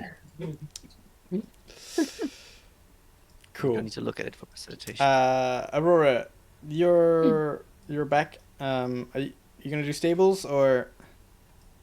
We were gonna check on Allie through the door, make sure he got food, and then Yeah. seek out Vondor. You're gonna seek out See if Vondor. See if Vondor wants to walk to the stables and potentially get Lokar as well. Oh, that's true. Vondor was not present at the dinner. But yeah, Is sure. it nighttime, by the way? It is nighttime, yes. Okay. But like I said, there's floating dancing lights to give enough dim light. I could put the nighttime on, but we don't have time for that at the moment. So I got lots to take care of. That's okay. Check on Ali too. Ali, the food is untouched, but it is next to him, and he is still unconscious. You go to seek out Vondor. Is there something you need from Vondor right this second, or is it something that can wait? I was gonna have the help Lokar with that conversation. What's the intent? Just because of time, I mean, I would canonically it makes sense to do that, but time is ticking, and there's something that I want to do, that I need to do. Yeah, Lokar could also be fine with talking in the morning, if necessary. So. Okay. So let's all put you in your beds. Bedtime. Bedtime. Can I do the thing with Nessa if that's possible? The thing you want to have a walk around the grounds with Nissa? The one that I sent to you about. Sent to me about. It's probably been ages ago, but the there's still a moment if we have time for it. Well, would how's agree. everyone's time? Like, we got another 45 minutes or so. Is this cool? Sure. Sorry, I'm rushing you guys. It's nice to say that. Yeah, no, maybe I can stay until 11:30. Yep. I'll try and push it so it's not that long. But if Margaret okay. needs to do this, and then we need to do nighttime stuff. Mhm. Gotcha. But I want Worst to read case the book. You- In worst case, we sleep next time, you know? I need to do long rest now. I see. Help me help you. Okay. I have the Starcaller's Codex written down, so we can do. You're gonna have to digest it anyways. Let's say your character reads it at night, but you don't really understand it until the morning or like later on the next day. But you don't completely finish. Yeah, you can't read a book in a night, and you're tired anyway from all the walking. Yeah. Okay, Magraman Nisser is going for a night walk. Right? Yes. Yep. He'll try to take her by the hand so that they take a stroll by themselves. Yeah, she Yeah. she will hold his hand. It's you know, I had this ability, to fly, for about a year or so now. Didn't And you always have it? not always, no. I only got it when I realized what I was. A creature not from this place. Uh, and ever since, I wanted to replicate it with a formula of a spell. And I could never really wrap my head around it until I met you. What do you And, mean? well, let's just say that when we exited those mines, I was really longing for, instead of me holding you to see the sky, you could do it yourself. He will stick out his hand and place it on the back of Nessa. And he will cast, for the first time, the fly spell on her. As Oh, she sprouts two spectral, angelic looking wings. oh wow. Well, give it a go. Come on. Well, Margaret, this is so cool. What? Okay, I'm. How do I do it? Do I just think about flying? Do I just? Yeah, go for it. And She shoots up to the sky a little bit, like not like the whole 60 feet, but I would dare say she goes up like a good, I don't know, 10, 15 feet, even 20. Mm-hmm. She's trying not to scream because she knows it's, nighttime, but she's like, ah, this is both exciting and terrifying.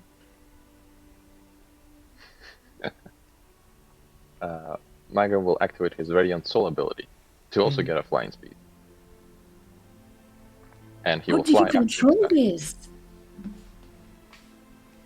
Well, it's too complicated. Just don't think about it and fly. And he'll take her hand as they'll fly together in the night. Oh, cool. I love it. Nissa, Yeah. listen. I have left for all of you my equipment and everything you else need for your journey, as well as my journal. Listen, you can burn the good chunk of it for firewood if you need to, but there's something I really want you to read at the end. Kind of for all of you, but for you especially. You see that whenever he transforms into his angelic form, he starts crying, but this time it seems to be more intense. I really wanted you to have it. If anything, if I don't return, you could at least have a piece of parchment. But you're gonna return. I You hope said so. that you would leave like a tether or something, to find your way did. back. And when I do, I'll do my best to find you. My sweet love. Will we not you- be here? Like, how long are you gonna take? I don't know. Time flows different up there. What that could be a day for me could be 2 days for you. But I'll talk with you. I have the sending spell. You saw it. Mhm. I'll talk when I can. I promise. And I'm not gone. And listen, he'll put both of his hands on the side of Nissa's face. Whatever power Yeah. chooses you, whatever power you wield, don't let this demon consume you, okay? I'm rooting for you. From the other side of the world, he will use As- healing hands into her head. As Nisa feels Magrim's hands like gripping her face or touching the sides of her face, like she closes her eyes and like tears start falling.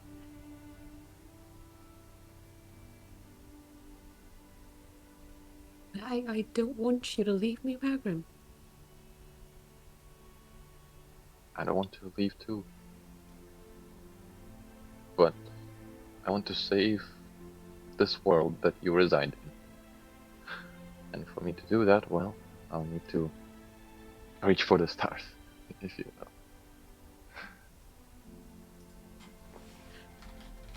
Are you sure there is no other way? Not yet. As of now, you must be strong. I see within your eyes something more than just blind desperation clinging onto our path. You want to do something more.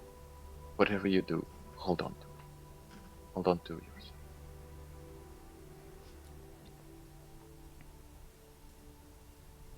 I'll try. No, Nissa, you don't try. You do. I'll do it. But you have Good. to promise me something first. What is it?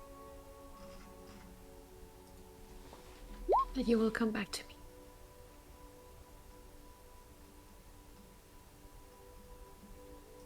I will.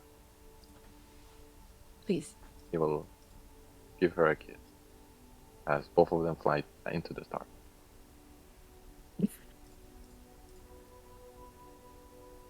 Yeah.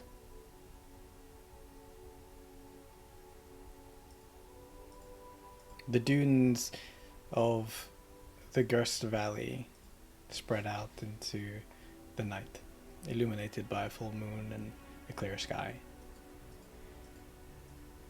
The wings of Magrim's spectral celestial form forming a trail of stars. And the night air is warm despite your elevation.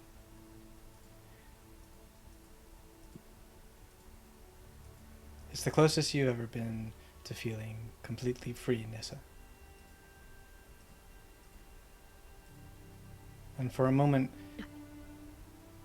you forget the hardships that you've been through. Every day a struggle in the Warrens.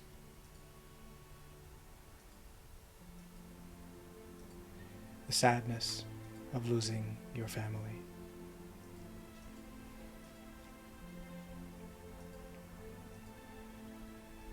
For a brief second, you find yourself at peace.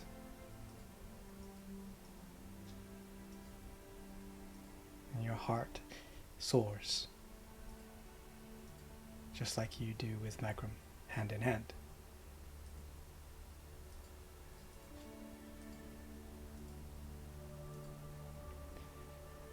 You God damn it. eventually make your turn back, as a spell can only last so long, and wings from a celestial can only keep him up in the sky so long.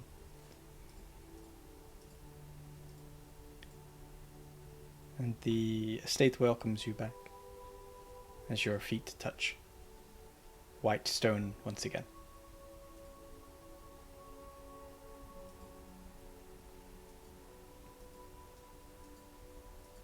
Magrim, Yes, Nissa. will you just hold me, please? Always. He'll wrap his arms around her.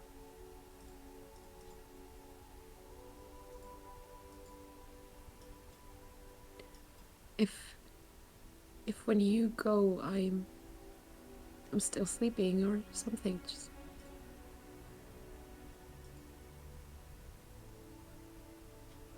don't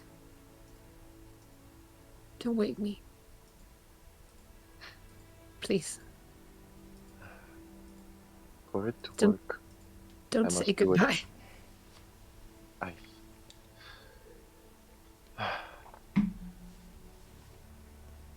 I must do it at dawn. So I'll leave you a kiss as I go. Will that work? Okay. That works. And I'll leave you number 5. Maybe he'll remind you of me or something. He doesn't eat much and he sleeps most of the time. I think you can be friends with him. Yeah, that sounds good, I guess. Now you can have 2 familiars, right? I have to be honest, this wasn't what I had in mind when you said you wanted to be alone with me. She'll try to be like nonchalant about it, like playing it off, but she's crying. So she fails miserably. Oh, come here. And then she goes, "Ugh." I don't even know what I'm saying. Oh, you know what you're saying. I've been trying to get to your heart under so many layers of chains and locks. And you're saying what you're feeling. And for that, I'm truly grateful. Nissa. My little star.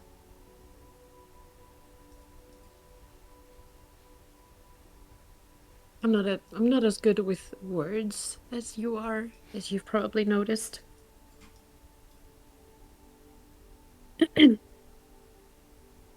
But I hope I can,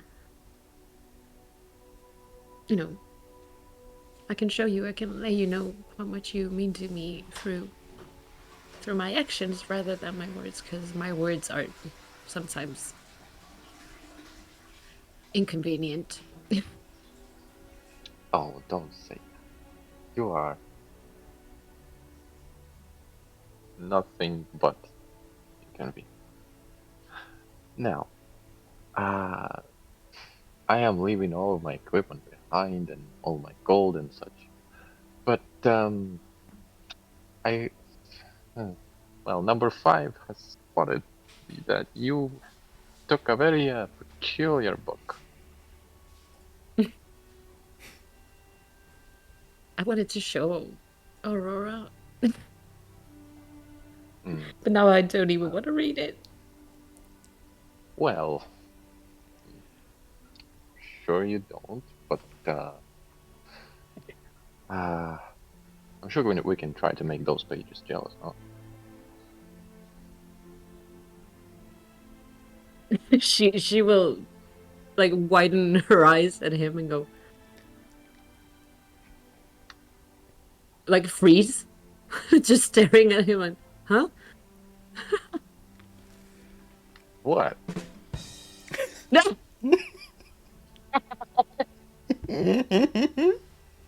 Nice. Nice. Who did that?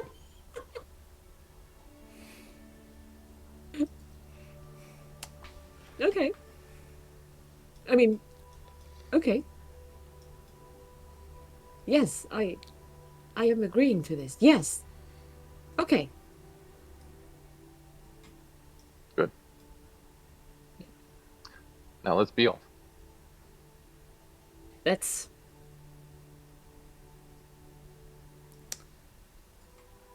Okay. Am I assuming Nissa and Magrim are spending the night together? Affirmative. yep. Mr. DM. Okay. That's not gonna get narrated, but you find No. Good. No. Fade to black, please. So Yeah, the, no. the issue is rooms, but you find in this building over here, it is a decadent and opulent tea house. It's warm, like wooden lacquer, is somewhat squishy, I think comfortable. But there are rugs and cushions and candlelight. It's like a Moroccan-esque kind of theme with lots of pillows and such, and the smell of the incense that has burnt in this room throughout the day, just in case the Baron needs it, of like this spice, fills this room. And the walls are like draped with curtains, and it's very sort of, cozy. And you close the door behind you and fade to black as you do whatever it is you're doing there. Until Number 5 is there. taking No. notes. He's on the outside, like Guarding the he's door. like he's like pawing the door. It's cold. Oh. Classic cat behavior. Why are Okay. you playing wrestle? So, well, okay, so that happens until Nissa and Magrum fall asleep in each other's arms. Because we need to do sleep time things. And before we get going on the major thing, let us do rolls real quick. Lokar, we need to do your memory roll. Corruptees need to roll their corruption roll. Oh, right. I have to do that too, yes. I actually wanted to. Oh no! I'm sorry. We can say that I rolled that next night because of time. Oh my god! Let's say I roll next time. You want to hold I on was to about it? say- Oh Yeah, my yeah, god! This is a crazy Wait. night. Wait. Hey, Which that's That's the one? one that's the one he needs, isn't it? That's the I one don't he need needs. to go anywhere. We can play this out. I think it is. I think it's the one he needs. That's the one we need. Oh, I was gonna say that I wanted to help Lokar with his dreams tonight. He don't need no help. He don't need no help. No, Yeah. maybe it did help, you know? Bam. So That was a bit. no, like what? I have a whole thing planned, but I have several whole things planned, and not enough time to do them all in one episode, unfortunately. But they must happen tonight because of actual real life factors. So, We can delay this if you want to. we can delay. Okay, I undo that then for the time being. Oop. Yep. Didn't see his face. No, but there's a whole theme. There's a whole scene. There's a whole script. There's a freaking movie. God. There's a movie. In your head. It's a movie. There's a comic Just book. for There's action figures. There's. Yep. Me and Thera made a movie. There's a collectible plushie. Shit. Okay. Hold on to that, Lokar. Chalice. Yes, I will hold on to that. Shit. Okay. Oh my I roll God. my constitution save. Roll the con save, and you'll. All right, yeah. A rare failure by Lokar. Failure by Nissa. What the more hell is dice. this? The dice, I must say, the dice on the screen was cocked, okay? It was between a 3 and a 17. God. I just remember I'm short. Okay, Yeah. Karik succeeds. That's an inspiration. No! Must That's the you? inspiration. Must No, you, no. sir? No. Damn. No. Someone needs to do more recaps. Cool. Okay, Aurora save, Karik save, Lukar and Nissa failure. We will do those next week because we need to. And I'm so excited for next week for Lokar. It's gonna be Oh crazy. my god. Um, Oh my god. but this final scene, not necessarily final scene because we have the end of Magrim's scene, is Nissa's dream. And we need to reel it in from all the excitement because in the tea house, within the arms of Magrim, Nissa slumbers.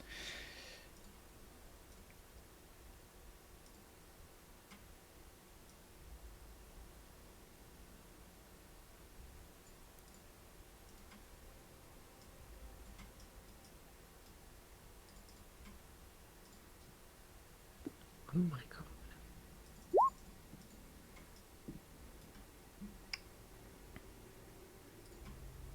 The dream begins with a weightless descent into silence. Nissa, you find yourself in a place that is familiar, but without a beginning or end. A void so dense it seems to press inwards from all sides. The air clings to you like cold silk dipped in oil, slick, heavy, and impossible to escape. Beneath your feet is not ground, but something that responds to your presence. A skin of shadow that ripples and recoils with each breath you draw. There's no horizon, no stars, only a shifting blackness and the impression that it is not empty, but watching. Above you, faint pulses of violet and emerald light crackle. And below, like distant lightning on a dead world, they reflect with a flicker, with no rhythm, casting no illumination, only flashes of cruel intent. The silence isn't absence. It's pressure. A pulsing, coiled awareness that fills your ears with phantom static. It holds its breath, waiting for your next move. Your breathing is soft and held, stolen, and your heartbeat is muffled beneath the weight of where you are. Nissa, you stand in this place that you know and have visited. Your muscles twitch and reflex, a habit of instinct born of survival. Here, though, it feels hollow. Here, you're desperately alone. But you are seen. And the silence waits, it watches, and then above you, in the turmoil, something stirs. A large, dark shadow crosses the crackling clouds. And the pulsing pressure of the void grows sharper, like breath being drawn. A hum begins to build beneath your feet, low and resonant, vibrating the very shadow skin you stand upon. And the distant violet streaks in the darkness twist inward, spiraling slowly as if pulled by some great center of gravity. The shadows around you grow heavier, thicker, as if the void itself is embracing you. And then, a familiar but harrowing voice, deep and cavernous, laced with hunger, breaks the silence with thunderous cacophony. Behold!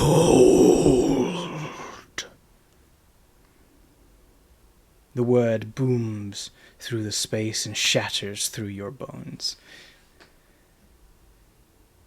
And before you, a red spark ignites. Not fire, but something more refined, seductive in its glow. It spins slowly, and within it, it begins to form a vision.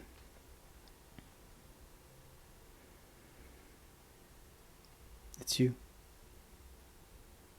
Your hands are alight with fire that doesn't burn, your body wreathed in robes of woven flame and golden thread. You walk through a courtroom of opulence and grandeur. Your steps leave cracks of power in the ground that you step on. A throne rises before you in this vision, carved of obsidian and laced with infernal gold. You take crackled steps up these stairs atop the dais, and behind you, servants bow their heads, not in fear, but reverence. You turn and sit, and your voice echoes through the courtroom, commanding armies that bow before you. And your name is responded back in ripples like the air filled with prophecy. There is no weakness in this Nissa, only destiny. You come out from the vision, and floating before you is, in this real void, the spark blossoms. Not a flame, but a coalescence of power, refined and potent, hovering just out of reach. It pulses like a living heart, shedding tendrils of crimson and emerald light that whisper your name in languages older than sin. And the closer you look, the more you see of what you could be, the power you could hold if you accept it. Not a document, not a chain this time, but a gift. A perfect gem of power, promised, ready and ripe for your taking. The voice booms through the space once more. Take!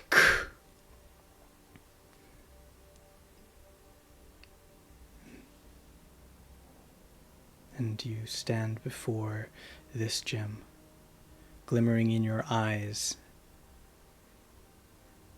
with the possibilities of power that it offers. What do you do? Well, I think Lisa would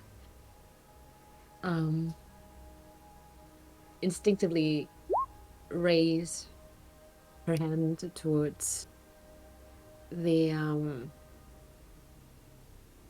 gift, as she always does, because power is being offered, so she's like, her first impulse is to take it, but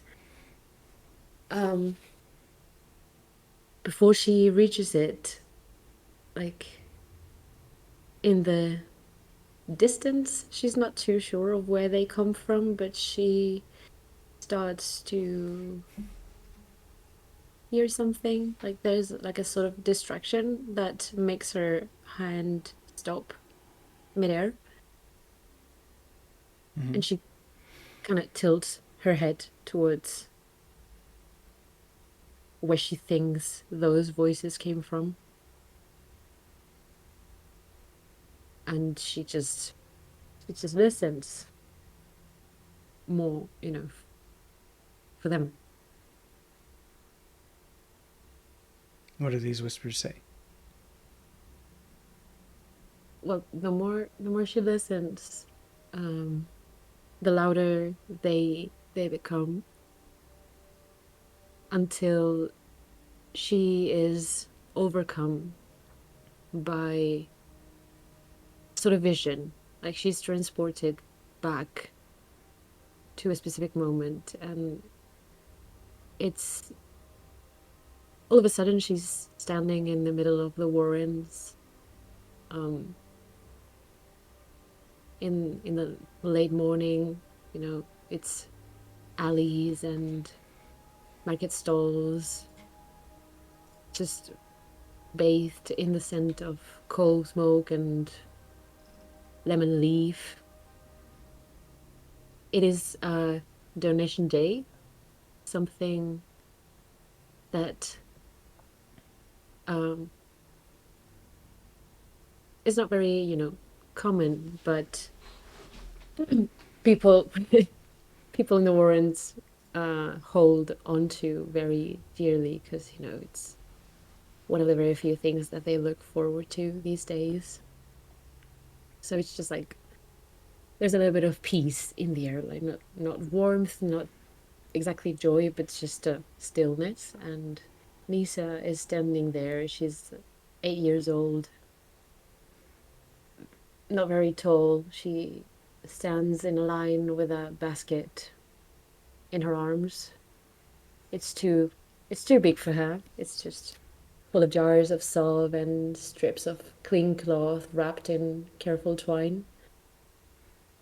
Her mother had packed it for her, and she had told her, "They have nothing, my star. You give them something, even if it's small, okay? Even if it's just your presence." So around her, voices overlap. There's a symphony of languages and accents of all over, the rolling consonants of Dwarvish, Orcish laughter, Elven song woven into conversation.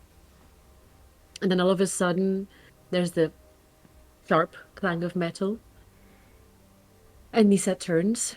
There was a boy, pale-skinned, human, perhaps around 13, 15. He bolts past the goblin's food stall, snatching a crust of seasoned flatbread.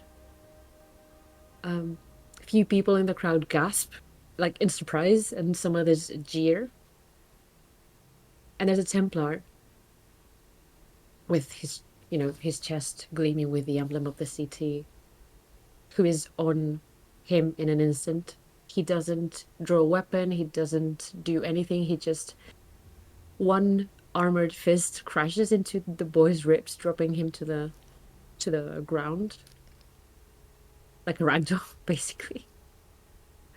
And Nisa witnesses it all, and she just goes, her breath hitches, her heart pounds, and the crowd closes in, but none dares to move forward, and the guard's voice suddenly rises above all, and he goes, "Filthy thief. You humans aren't even worth the air you breathe." And then he turns and notices that Nisa is there, staring wide-eyed. And he goes, "What are you staring at, devil spawn? You want a taste, too?" And when she's put on the spot, she kind of freezes. And for a moment, she almost shrinks away. But the boy groans in pain, and his hand gropes blindly across the stone. So she steps forward and kneels by the human boy's side. She reaches into the basket and pulls a jar of balm from inside, and unscrews it with trembling hands. And the boy's blood smears on the cobbles like paint. She tries not to notice the smell, tries to ignore everything, and she goes, It's okay. Breathe through your nose. This'll help."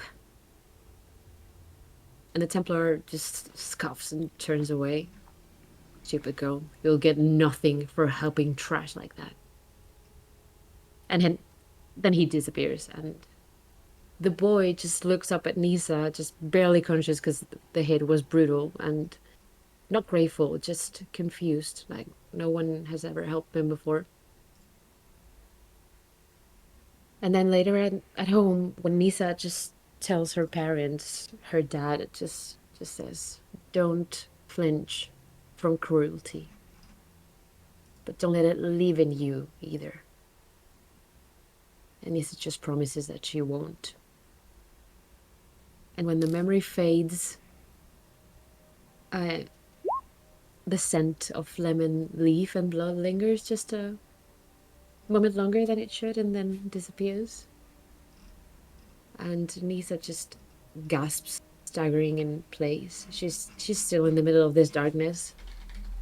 And before her there is a mirror. It's tall but it's cracked, and the surface hums with infernal heat.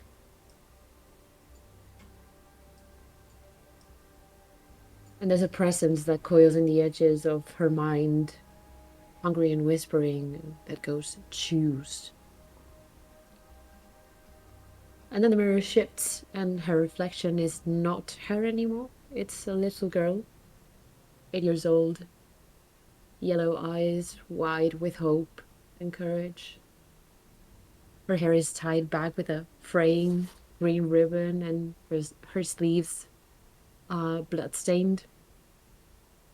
And her hands are too small to carry everything that she wants to give. And she looks up at Nisa, not afraid, but just curious, like tilting her head to one side. "Is this who we are now?" And Nisa, her first instinct is to recoil. Her claws twitch, her fangs feel like sharper than ever. She wants to bark back. "You have no idea what I've done." But the words don't come. And the girl steps forward. "You used to see people. You used to help even if you got you hurt. You used to believe pain wasn't something that you had to pass on." I had to change. I had no choice. And the little girl just smiles. "You did. You just wanted to stop hurting." And then all of a sudden, Stinky poofs into view from behind the mirror and sneezes at the girl and sneezes. And when he sees her, the little version of Nisa, he actually relaxes. And the girl giggles and kneels and reaches towards him, petting his head. And he nuzzles into it like he remembers her, like part of him knows who she is. And Nisa, adult Nisa, feels a lump in her throat. I thought if I let her go, I wouldn't have to feel anything anymore. And the girl looks up. "But you do feel, Nisa. Even now. That's why it hurts. That's why you haven't given up. Remember." And then the vision begins to fracture and the mirror splinter. And she hears it again. The word "choose." And Nisa just looks at her reflection, at the soft, fearless thing that she was once. And she just decides to grip it like a lifeline. So she turns towards the gem that she was being offered. and just utters a firm no. The gem flares. Its pulse stutters as if recoiling, and the crimson light dims to a deep ember and flickers violently. And the void around you ripples in silent protest, its pressure tightening as though the very air objects to your refusal. Cracks a spiderweb through the vision, hovering in the spark's heart. And the throne shatters, the servants dissolve into ash, and the emerald fire dims into soot.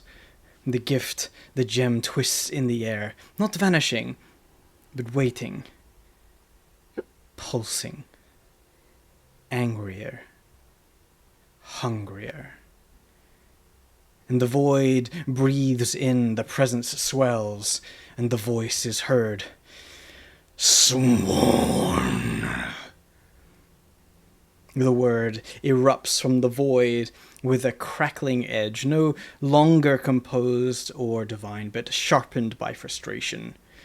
The pressure in the air spikes like a sudden intake of breath through gritted teeth. The spark flares in wild defiance, reacting not as commanded but as wounded pride, straining to reassert itself, to remind you what was once agreed. And the echoes of the word twist and fold in on themselves, and though even the void can taste this insult of rejection. Lisa will kind of take a step back and shout up into the void. I didn't know what I was swearing to. The voice returns. Blood bound. And as that last syllable crashes through the atmosphere, chains coil up from the dark and grip your wrists and lash up and grab into your chest, onto your heart. And the chains lift you up, stretching you out like a marionette caught mid-performance, offered and displayed, feeling judged and vulnerable. She will try to fight against the bonds, but she finds that it's really painful. So she just shouts it back again. You tricked me!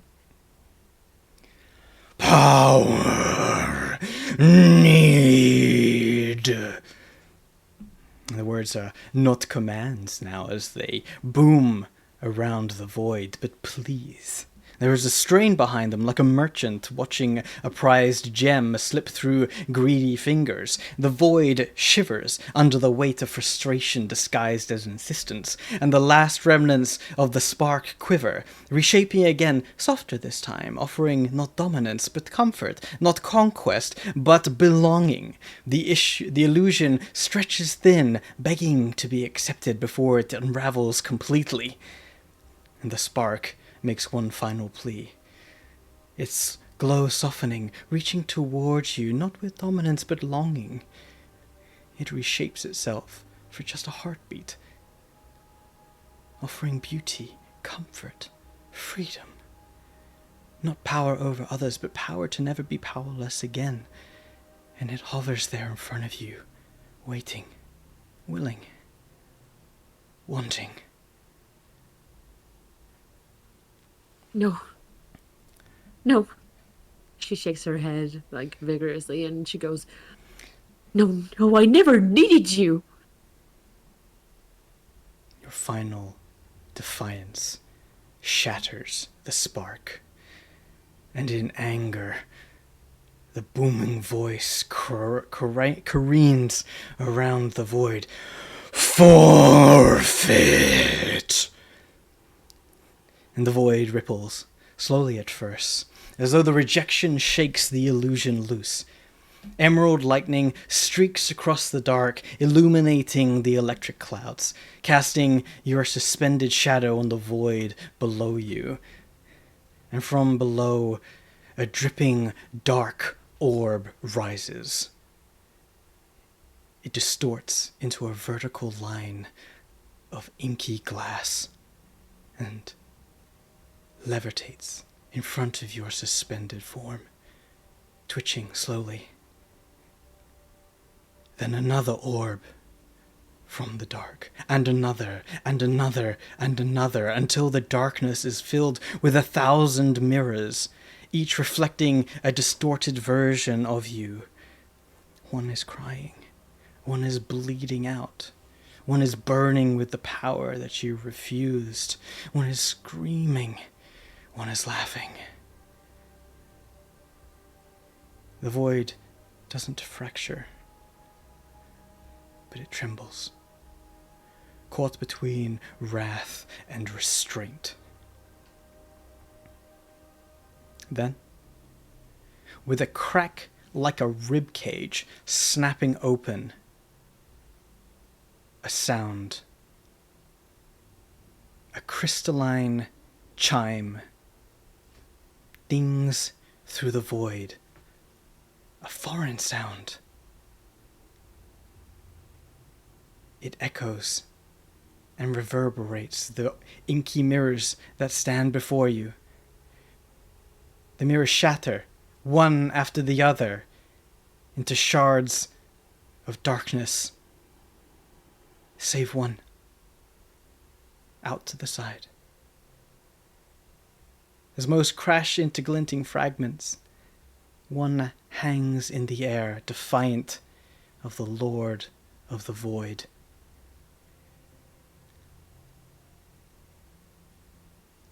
Glass rains down in a glittering storm,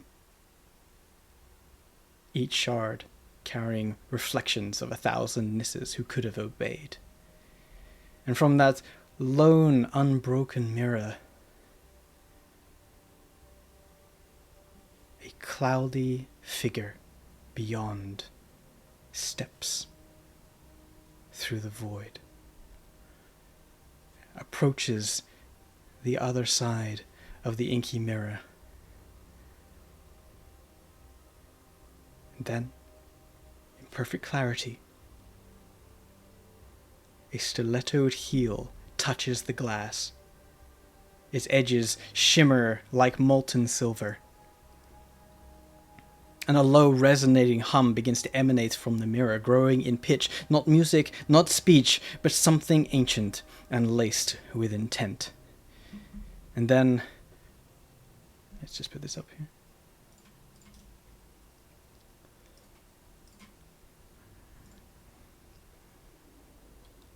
From within, That's so cool.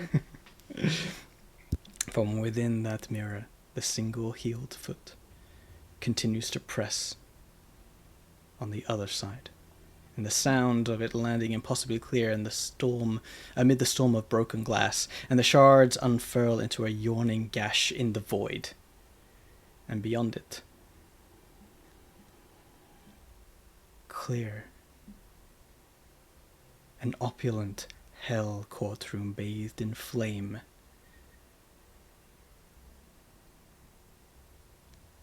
And then, a ripple of perfume. Night-blooming flowers, burnt sugar, and smoldering ash announces her presence. She does not enter so much as unfurl. 9 feet of radiant menace gliding forward through the broken mirror like a dream stepping into flesh. Her skin gleams with a coppery metallic sheen that catches the falling glass shards and refracts them like jewels in motion. Her body is a study in unearthly power and intoxicating beauty, muscled, sculpted, and self-assured. Black hair spills down back in waves, framing eyes that glimmer with wicked intelligence, and small horns curl elegantly from her temples, polished to a mirror shine, while vast, leathery wings sweep behind her in slow, regal arcs, folding and unfolding like a living cloak of shadow. Her clothing defies modesty by design. A gown of torn velvet and sheer silk, slit high and plunging low, studded with infernal jewels and adorned with delicate chains that trace the lines of her hips and collarbones. Every gem is worth a mortal king's ransom. Her forked tail curves lazily behind her like a question mark, made of temptation. She is sovereign, seductress, and executioner. The beauty that conquers and never begs. And when she smiles, it is not to comfort, it is to claim. And the atmosphere thickens around her as if the air dare not touch her without permission. And then that smile settles into place. The kind of smile that knows it's being watched.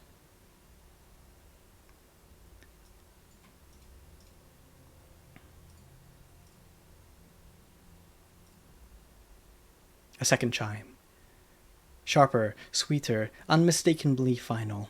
Her heels kisses the void, and the world dare not protest.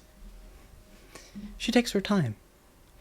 Each heel strike echoing like a verdict in the stillness, deliberate and unfazed. Her eyes scan the void, not as a stranger, but as a sovereign, surveying the wreckage like a marketplace she might buy, corrupt and set ablaze just for the pleasure of watching it burn. Her voice rings to your ears, Nissa. Well, this is embarrassing. Of all the things I expected to find today, this pathetic little scene was not one of them. And she raises one hand with a slow, eternal confidence, then looking at you, suspended, she smiles and snaps her fingers. The click echoes unbearably loud, reverberating the very void itself, and you grit your teeth against its decibel. And a small crack appears in the void, then another, and it grows like ice cracking on a frozen lake. The fractures cover the void horizon until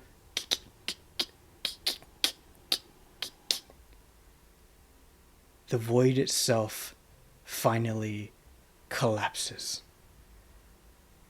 Glass rains, and the void cracks away, revealing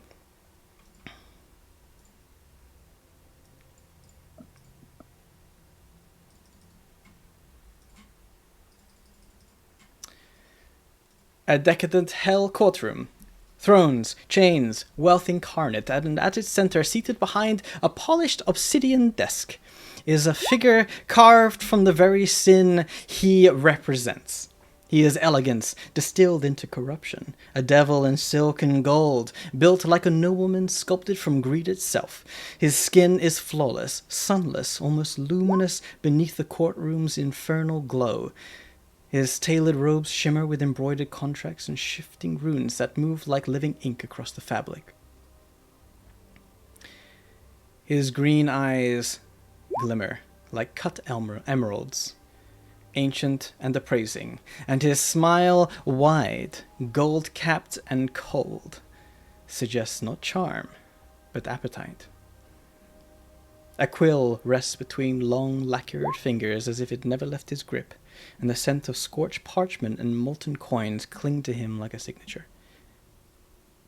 He greets the ruin of his illusion like a host welcoming guests to a game he's already decided to win.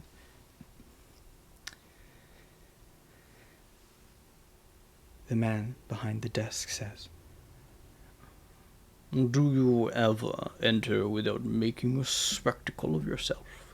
Or is tearing through someone else's fine print the only way you know how to say hello?" He gestures towards Nissa, still suspended. So the curtain's gone. And do you think that changes the ending? He leans back. You made your choice. It was brave. But very stupid. And all the more temporary. Lisa will take a look at him. Well, first she will look at the place and then him, and then she will narrow her eyes and go, "You." Indeed, the one you invoked. You reached for what was offered, and I gave it freely. That bond was sealed long ago, before this little rebellion of yours, and your refusal here changes nothing. The winged female speaks up. So secretive, mammy. Playing games with mortals, are we? The man responds. Must you use that infernal name? In my own domain, you will address me as Lord Mammon, and this mortal asked for power. I delivered as promised. No clause breached, no law broken. But you forgot something delicious, mammy. You see, a curious little gnome stumbled into my court not long ago and popped out of nowhere as he pleaded for his life. He let slip that you managed to get your filthy fingers all over the material plane, that your stink was spreading. See, that is very curious how you managed that. What with the chaos protecting this delicious plane and breaking that annoying little armistice that was agreed oh so long ago. How would father take such news, I wonder?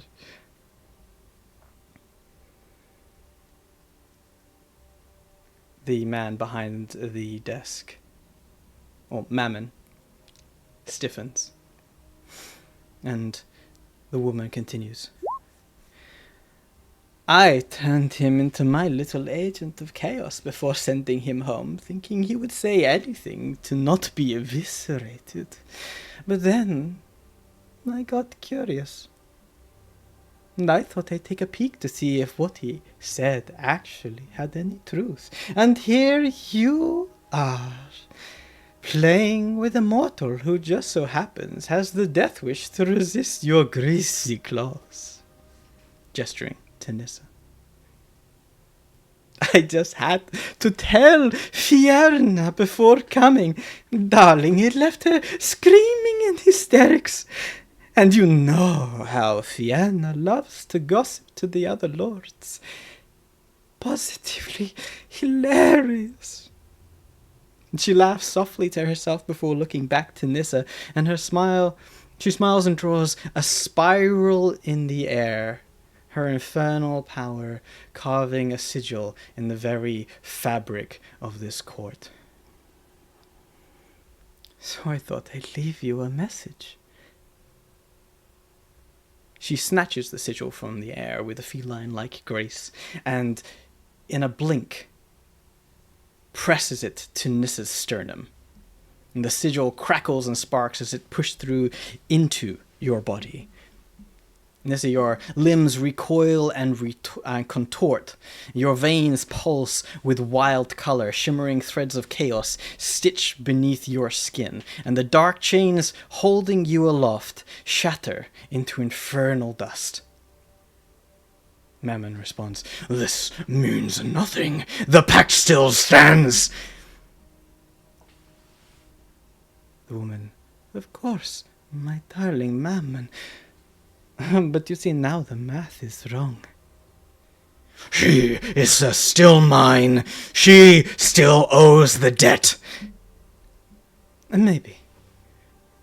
But now she is unpredictable, and you know how devils hate unpredictability, right?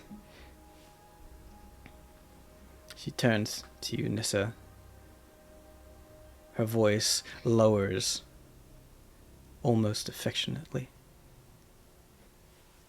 Don't fret. You don't owe me anything, kitten. But next time you burn something down, smile for me. The Princess of Hell.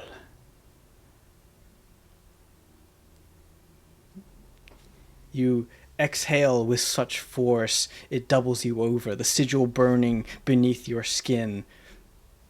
But it doesn't weaken. It doesn't make you fold. Not anymore. And Glacia tilts your chin up and looks deep within your eyes. And in the reflection of her mirrored eyes, you see it. A storm now inside of you, of wild magic crackling through your veins, pulsing with chaotic life. You are caught in Glacia's eyes, dumbstruck about what you see.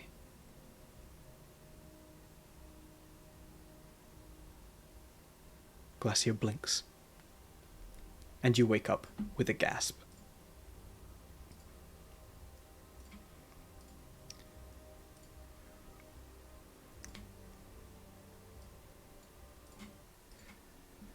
That was fun.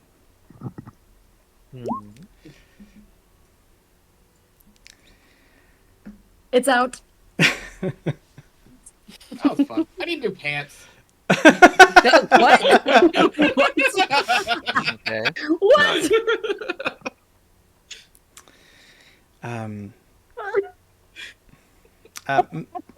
Alex, do you want to help me end the session?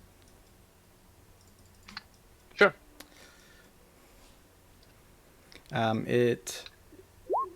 Anissa, you awaken and you're still in the arms of Megrim, but this feeling of an inner strength lulls you to fall back asleep into a calmer dream of your past, and the comfort of Magrim obviously helps with that until Magrim, you awake just before dawn.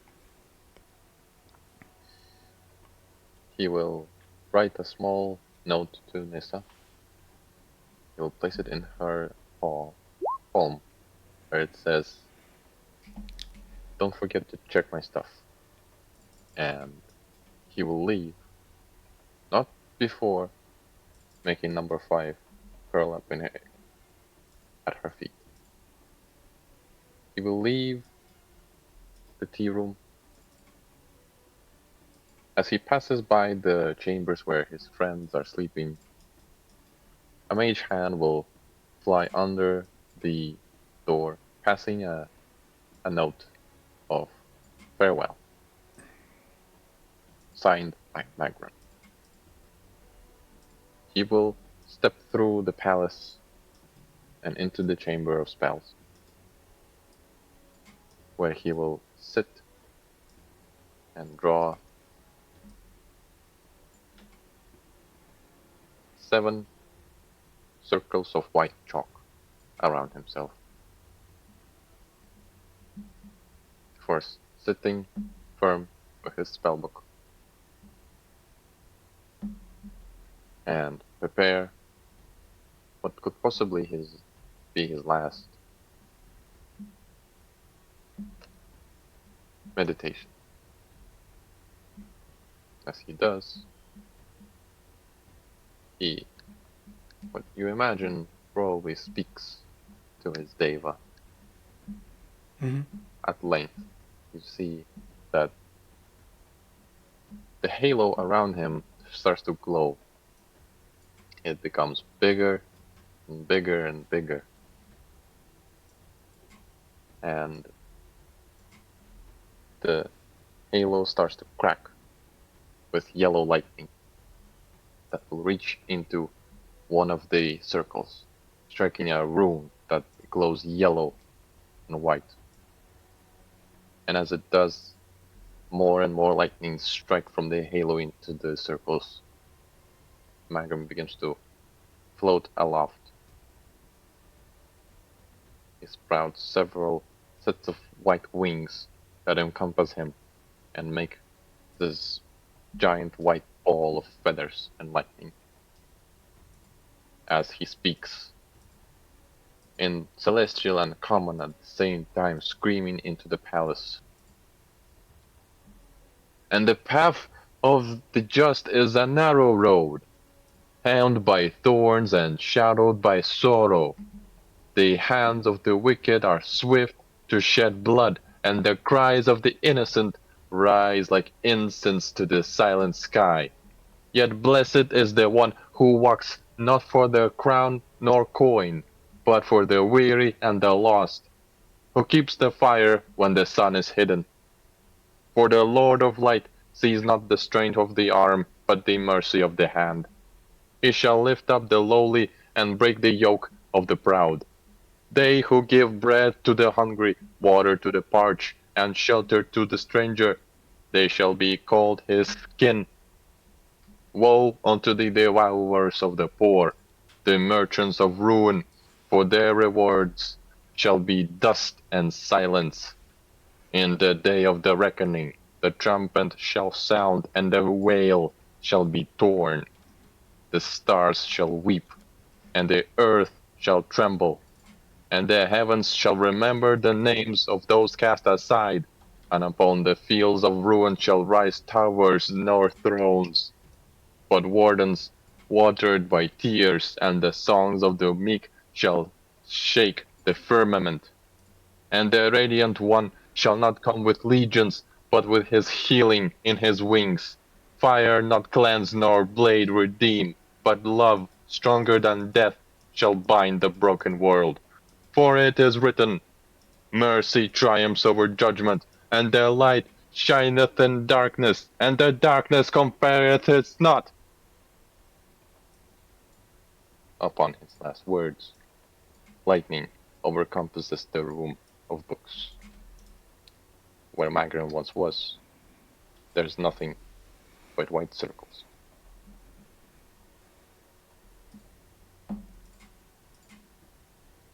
And Magrim disappears from this plane. Wow.